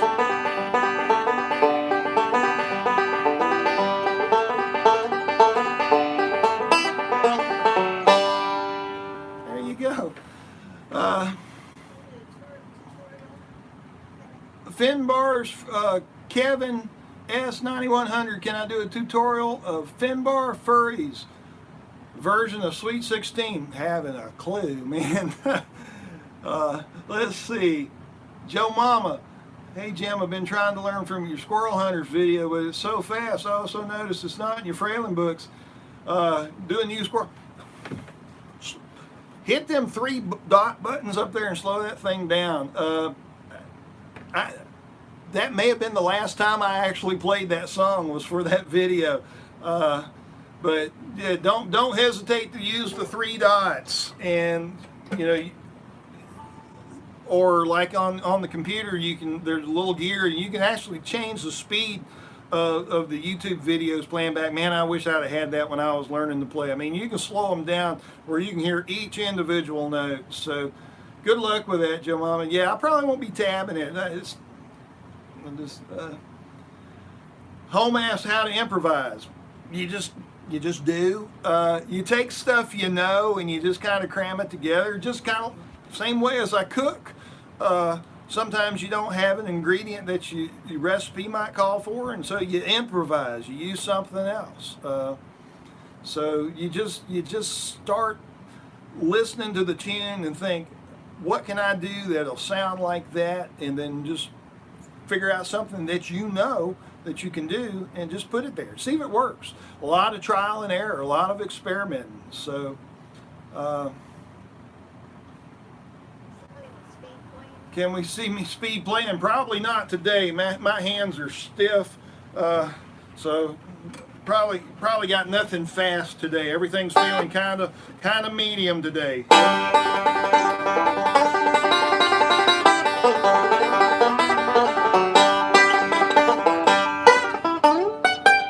That's about as fast as it's going to get today.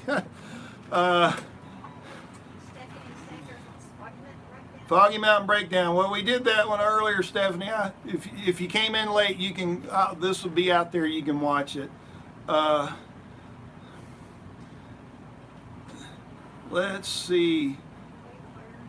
Hi from. Let's see. Lance Rupert. Yeah, we did that one. Let's see. Pony Express. I can't never remember it. That's one that's got a bunch of chords, and man, it was just never one that I played much. Lance, it started in 1977. Let's see.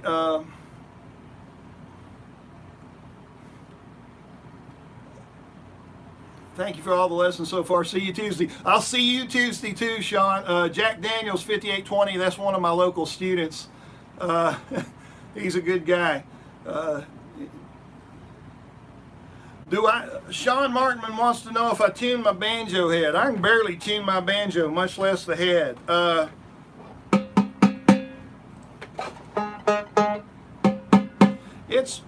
It happens to be about a G sharp. I didn't tune it to that. It just kind of wound up there.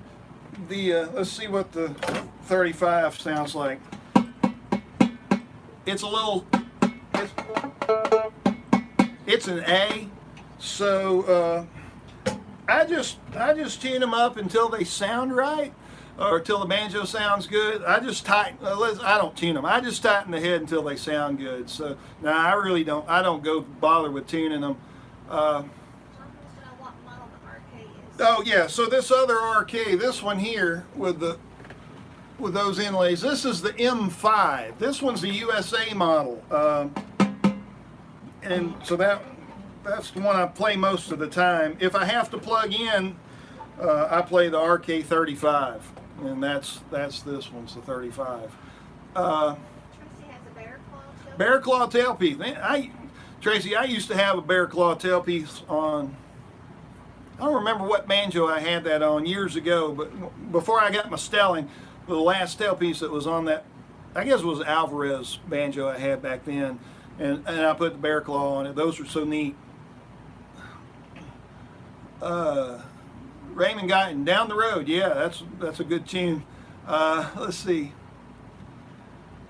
Loop-in strings. Tracy, I don't remember what that. You should be able to put loop-in strings on just about anything unless it has bridge pins. So yeah.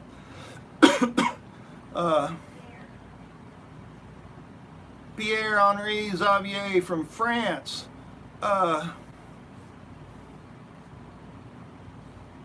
Let's see. My friends offered me a banjo for my 30-year birthday, and without you, it would have been way harder to start playing. Well, I'm glad to be part of that. That's cool. So you've been playing 5 months. That's awesome. Uh-oh. I can't work my computer, y'all. Caraway from Texas, Austin, Texas. Hold on Here, here. Dueling Banjos. Wants to hear Dueling Banjos. Okay, hold on here. I'm just scrolling. So yeah, Dueling Banjos. Who's you asking who's that keeps peeking through? I got a fan blowing here. It's it keeps moving the curtain. Somebody asked. I'm surprised that it's not one of the cats. Let's see. Wayne Andrews, North Carolina. Okay, what's he asked, Tina? What are the 4-string banjos used for? Oh, Wayne Andrews in North Carolina asked, what are 4-string banjos used for? But a lot of ragtime playing. You know, you've heard some folks play like the Dixieland Jazz, and gosh, I got a pick, and we'll pretend like we don't have a 5th string, so the 4-string banjo.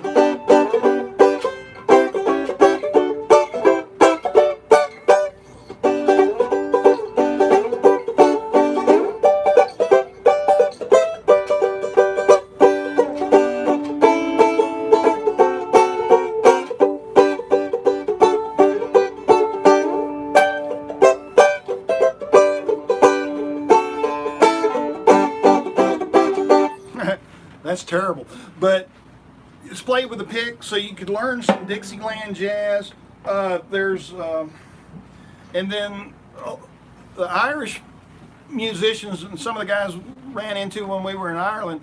They play the Irish tenor banjo, and they use a pick too. So a lot of Irish music. So you could learn that. Do you know Wayfaring Stranger in banjo version? You know, I may actually have a video of Wayfaring Stranger out there on my channel. If I don't, I think there might be one out there. But yeah, I do play that. Maria Ortiz. Yeah, Maria Ortiz asked if I knew Wayfaring Stranger, so it should be out there. And then William Caraway from Dueling Banjos. William Carroll, Dueling Banjos. Look up there's a video, and Roy Curry and I play that together, so it's out there. William Caraway asked for Dueling Banjos. Let's see. Joe Cox, you gave me another challenge. I started learning Foggy Mountain Breakdown, but quit. Figured everybody that plays banjo plays it, but sounds like it. Learn it. Yeah, everybody plays it, but there's stuff in that song that you need to know. Big Pringle Dingle. Not a question, but just wanted to say I got my first banjo yesterday, and your videos have really been awesome so far. Glad to help, man. That's why I'm here. Samuel Gaffney wants to know what my favorite Pokemon is. I don't know. I got a Blissey, man, that when I drop that thing in the gym, if I can keep my eye on it, it's staying. So, yeah. Let's see. Uh-oh. What's... Gidgey's Post, Dutchman coming in. Howdy, folks. Oh, yeah. Right after Yeah, I saw that. Let's see. Hayward Maddox. Yeah, you're welcome, man. Glad to do it. Eddie Martin. Hey to them all over there in Mount Airy. Maria Ortiz, Spain. Hello to Spain. Is there a method to stretch your pinky? Yeah, you just grab it. No, you just pull it off. No, you just there. It's just like anything else. You just start reaching. Miss Tina's out there. She said she's not coming on camera. She's been working hard today. Let's see. We'll get her on here some other time. Jay Raymer asked. Let's see. And Sean Martin asked, why don't you tell me so? I don't know. Do I even remember that?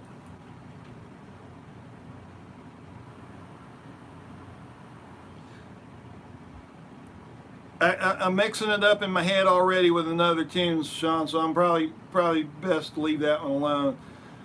Does the pitch change on your banjo when you press hard on the head? Oh gosh, yes. Watch. You might not can hear that, but I almost go down a half step. Da, da, da. So yeah, if you press real hard, you can change the pitch, but you have to press pretty hard to make that change. Stephen Pearson in Michigan asks, after 20 years of not, is it hard to restart? I don't know. You jump in there and let me know how it goes for you. I think you'll be all right, man. Justin Story, play Jag Clampett and sing. Oh, okay. See if I can remember how that goes.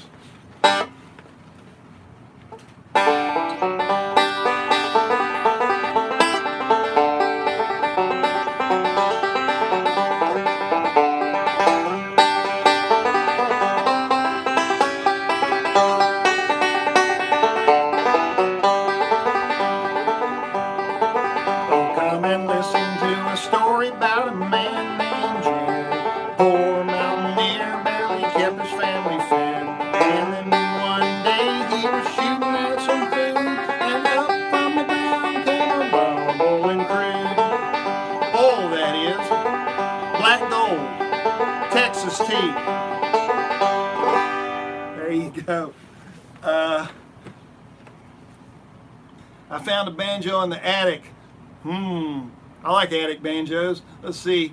And then found some strings about a month later. As soon as I put the strings on, I found your videos and delighted I did.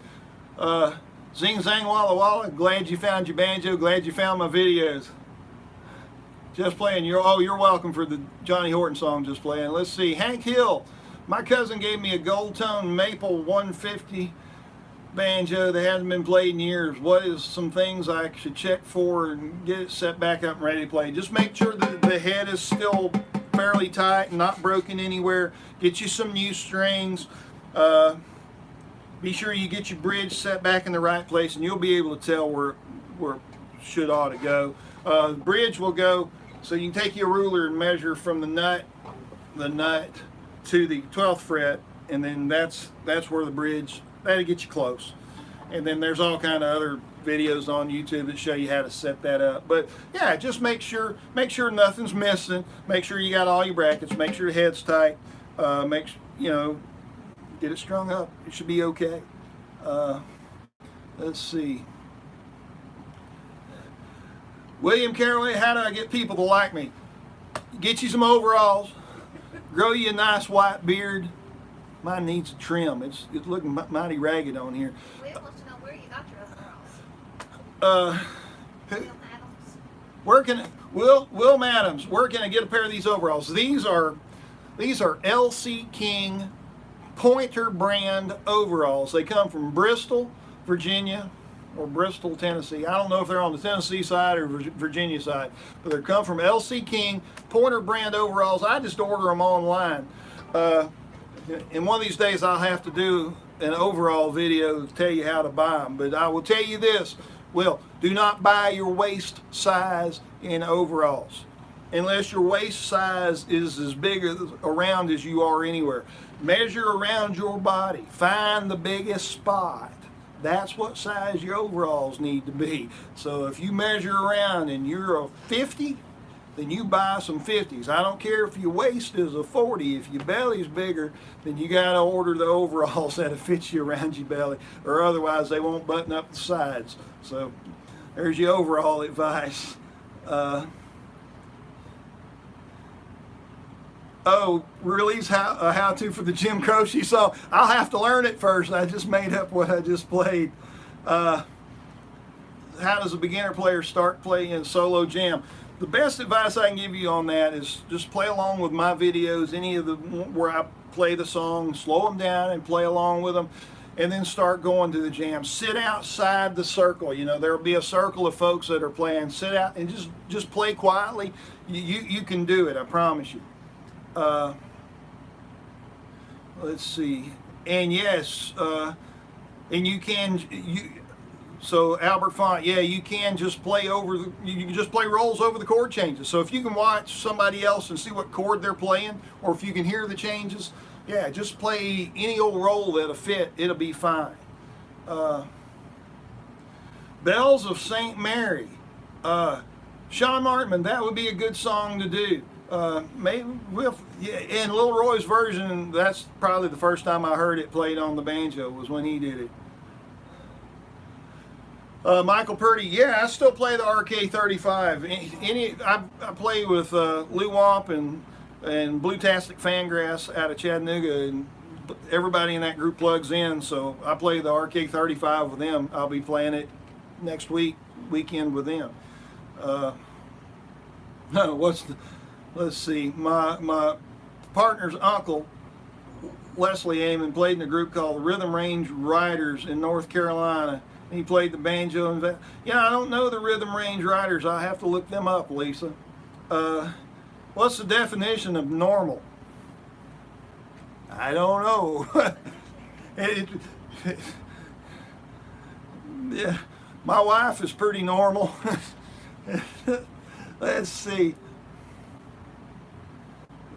Nick, I bought a banjo because of you and your videos and process learning. Well, Nick Manganelio or Nilo, I don't know. I can barely say my own name. Well, I'm glad you're learning. Let's see. How do you keep from? Gwen Drake asked, how do I keep my thumb pick from hitting the head? I just don't hit the head with it. If you know you're hitting the head, then adjust your hand position to where you don't hit the head. I mean, like on this, look, so on this banjo, you may see these dark marks up here. You know, the strings are closer to the head up here than they are back here. And those, a lot of times, that's from hitting the head with my thumb. It still happens. But if you're aware of it, just, you know, move your hand a little bit to where, you know, where some people would tell you to arch your wrist a little more, turn your hand a little forward, and then your thumb really can't dig in there to hit that. So, but if you're aware of it, you can fix that. What's the best way to wear your finger picks? I put them on my fingers, and I just bend them a little bit, not much, and just where they're comfortable, tight enough that they don't come off. Let's see. Is it possible to fix a banjo that sounds out of tune? Yeah, so sometimes if your banjo bridge, if this moves, if the bridge is in the wrong place, you can tune your banjo up with your tuner and your open strings will be in tune. But if this bridge is in the wrong place, nothing will note right. So you got to make sure that the bridge is in the right spot.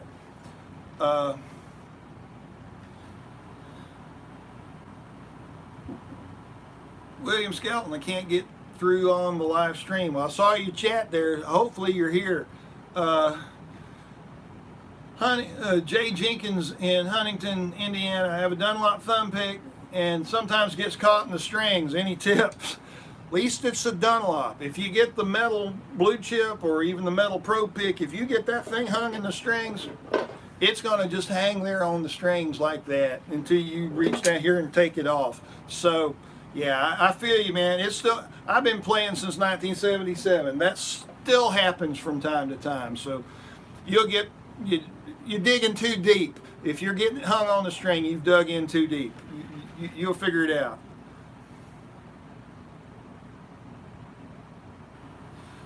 Oh, John, I've got so, it's not so much, John says, think your live stream is way delayed on your side. No, I've got so many questions, man. I'm getting to them as quick as I can.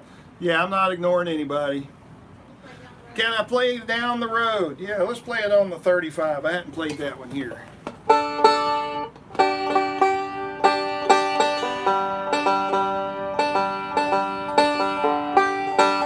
Oh, you want the song down the road, or do you want me to go down the road and play? I can do both. Well,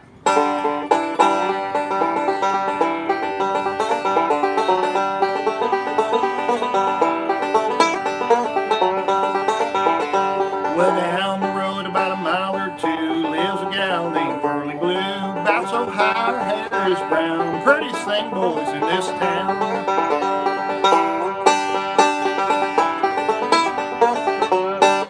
There we go, down the road. Out of tune, but it's a song anyway. Monty, I can't say that at all. I don't even know if I can read that. And William Carraway asks, who's peeking through the curtains? It's just my fan's blowing on them. And let's see.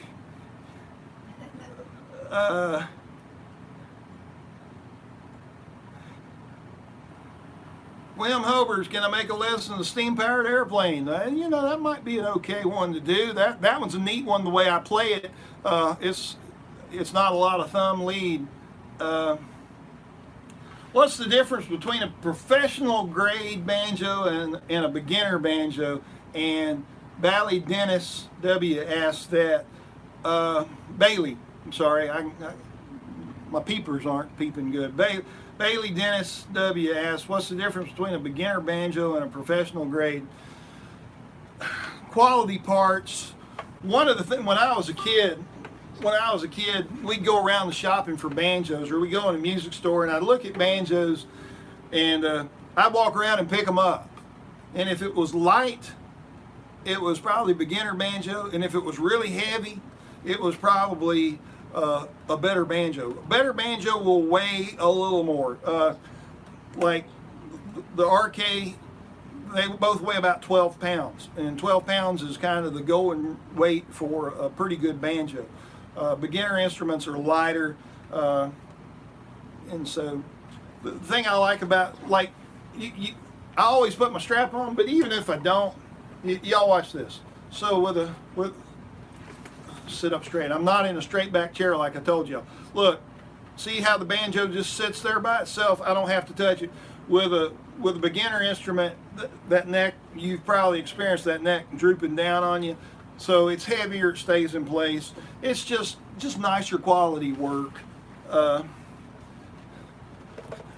yeah, William Carraway answered, yeah, the price, yeah, you can spend a lot of money, but man, is Cheetah Keys set worth it? Man, I think so. I love those things. They work every time. I mean, if I change strings, put it back. I don't have to mess with the Cheetah Keys. If I break a string, I don't have to mess with the Cheetah Keys. If I want to retune,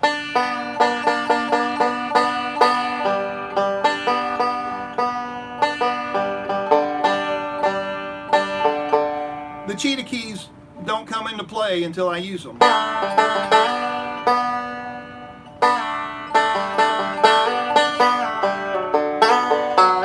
They're real easy to adjust if they're out just a little bit, so really recommend those. Does bridge height greatly change the tone? It can. Taller bridge makes it a little brighter sometimes. but mostly bridge height is a comfort thing. Like if you got used to playing a banjo with a 5/8 bridge, and you went to a banjo with 11, or you put 11/16 bridge, where you're going to have to adjust your banjo, but it's going to change the way you pick. I mean, it's different. So find, 5/8 or 11/16 bridge. Those are pretty standard. Those one of those, but make sure it works with your banjo. This one I think is a 5/8. I don't know. It's tall enough, and I'm used to playing one that high. Julie wants to know, is that Buck Owens guitar beside you? Is that Buck Owens guitar? It is a Buck Owens style guitar. Let me move my chair here. This is one I got from Recording King. It's it's a red, white, and blue guitar. What do you think? Is that me?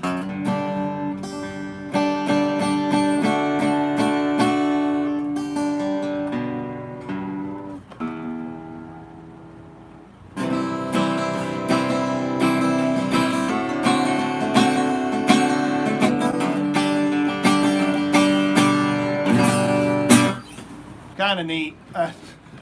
I sure don't need a guitar, but boy, it's a lot of fun. And Swisher wants to say, do you like arch top banjo? Trey Swisher, do I like archtop banjos? I do. I've got one. I've got a my Stelling is an archtop. I really like them. What's my favorite banjo roll pattern? I don't have a favorite, but here I'll show y'all one that I learned years ago that's real handy. It's a roll that Bill Keith showed me, and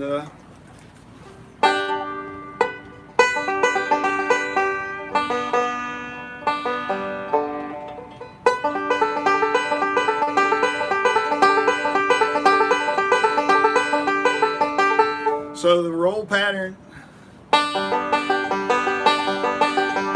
So it's 1 3 2 1 5 3 2 5. So middle thumb, index, middle thumb, index, middle thumb. And it's really cool with backup, especially if you can fret your 5th string with your thumb.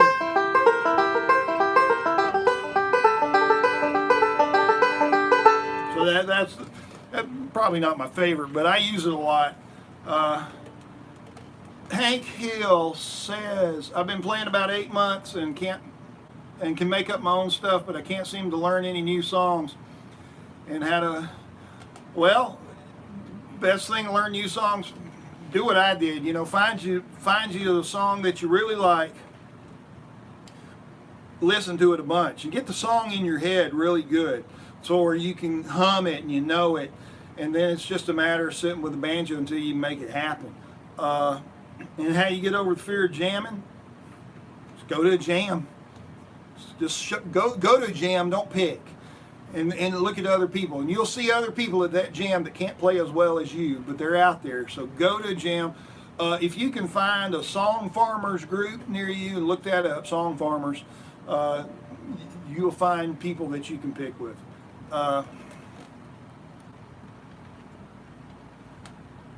Lisa Amon, could you say hello to my partner Judy? Hello, Judy.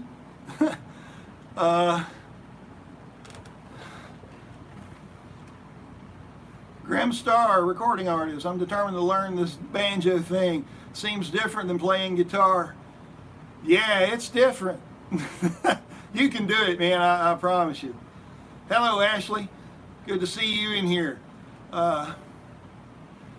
William asked a good question. Why you see many black people in bluegrass bands? But there are some. I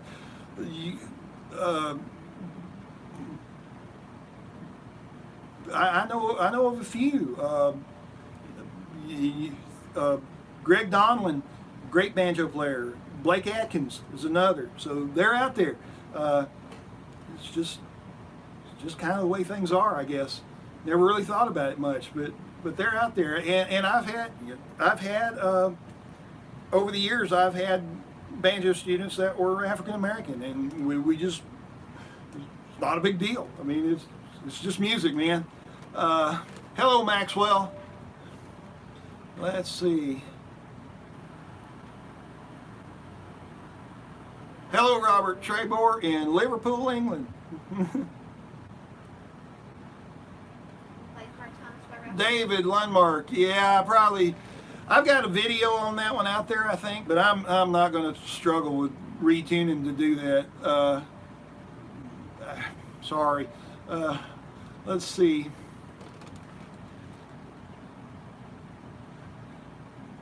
Oh, Mark's commenting. That was medium. He was. Yeah, that was pretty well medium, man. It's some stuff we do is pretty fast, and doggone it, I have scrolled up past where I'm supposed to be. Golly, folks, I've been here nearly 2 hours. I didn't have any idea we would go this long. I don't. Y'all have been great. But it's getting close to supper time for us. Miss Tina, she's gonna pass out from hunger. I can just feel it. Mix frailing with 3-finger style. You probably could, but the picks are gonna get in the way. Let me see, and I'm sorry if I've missed some questions here. I'll do a few more, but then we're gonna have to get on out of here. Wow, this has been great. Y'all been awesome. You've asked some good questions. This is like having company over, but I don't have to clean up after you. So this is pretty good. Oh, okay. Let's see. Bear wants to know if we got any canned peaches. Bear, we're fresh out of canned peaches, man. Miss Tina does have some. She does have some canned peaches. Well, she's holding out on me. I didn't know. Bring me those. We'll show them. Let's see. Looking for a question here.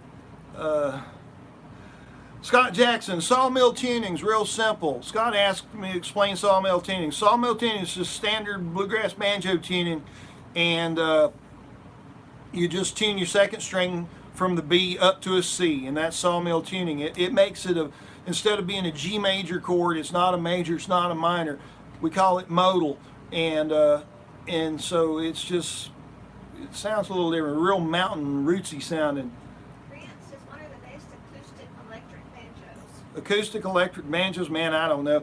I had a hard time deciding on a pickup for my banjo. I use a LR Bags pickup, but you just have to experiment with those and figure out one. What do you think about fixing up a cheap banjo, putting a U-head, bridge, etc.? Yeah, so Sean O'Rourke asked, what do you think about just fixing up a cheap banjo? Like put it on U-head, bridge, etc. You can do that. You can put a better head, get a good bridge, a good set of strings. You can do that. It'll still be a cheap banjo. It's the $100 saddle on a $40 horse kind of thing. Let's see. Yeah, let's see. Let's see.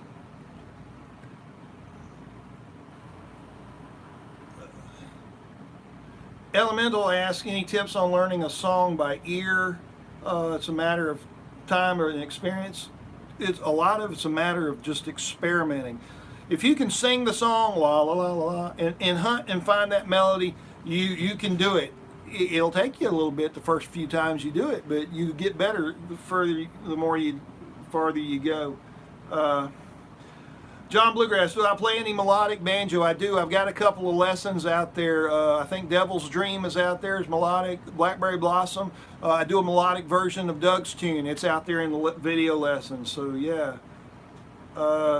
Favorite strings, banjo strings. Let's see. I call the names of the fingers middle, ring, and pinky. Yeah, index. Yeah, I usually do index, middle, ring, and pinky, but that's my social finger. Sawmill is the same as, yeah, that's G modal. We talked about that.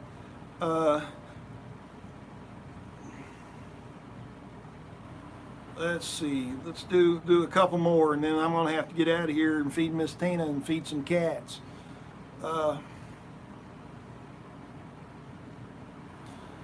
Ashley, oh yeah, I've got Recording King ukuleles, banjos, guitars. Just I got a lot of I've got Recording King clothes.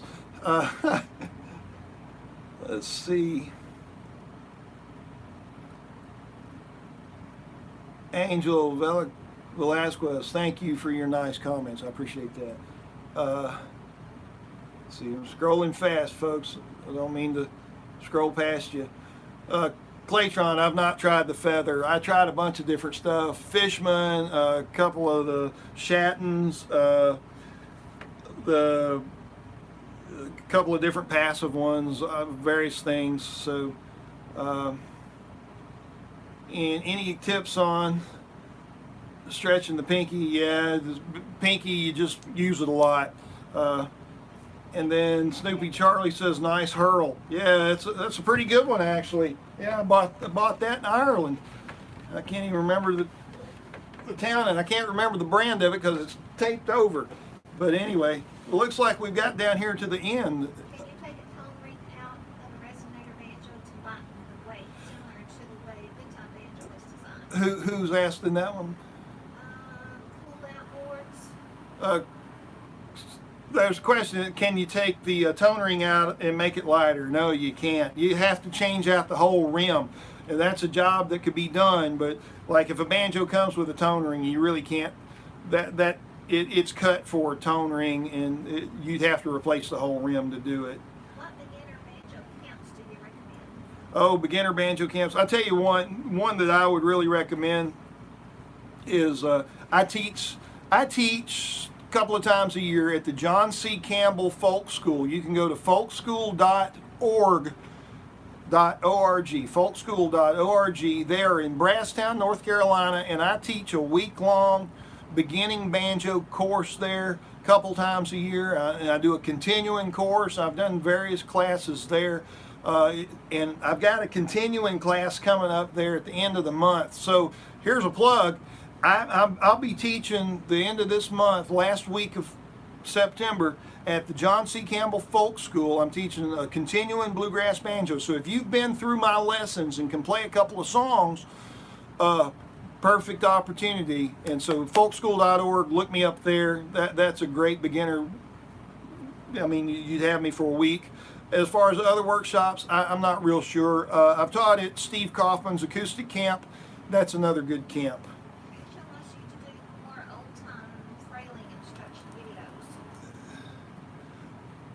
Yeah, I get questions for old time and frailing, and I need to get back on to do a few more of those. I've got a few out there. I'll eventually cycle back around to that. Folks, I appreciate it. We're gonna pull the plug on this thing, and I appreciate y'all. I appreciate every one of you. Y'all have been y'all make my day just about every day with the comments that you leave on the videos. Who knew that this live stream was going to go this long? That was long, and anybody, this video, the watch time is going to be really weird, but I appreciate y'all hanging in there with me on this one. This is definitely something, we will revisit this idea again in the future, but we'll see y'all next time. Love y'all. Be sure to like and subscribe. Hit the like button, hit the subscribe button, and hit the little bell over there next to the subscribe button. You'll get a notification whenever. And sure glad to be part of this, and glad to be part of your learning process. And what was I supposed to go? Hey, Jim Pankey here. But we'll see y'all next time. Be good, y'all.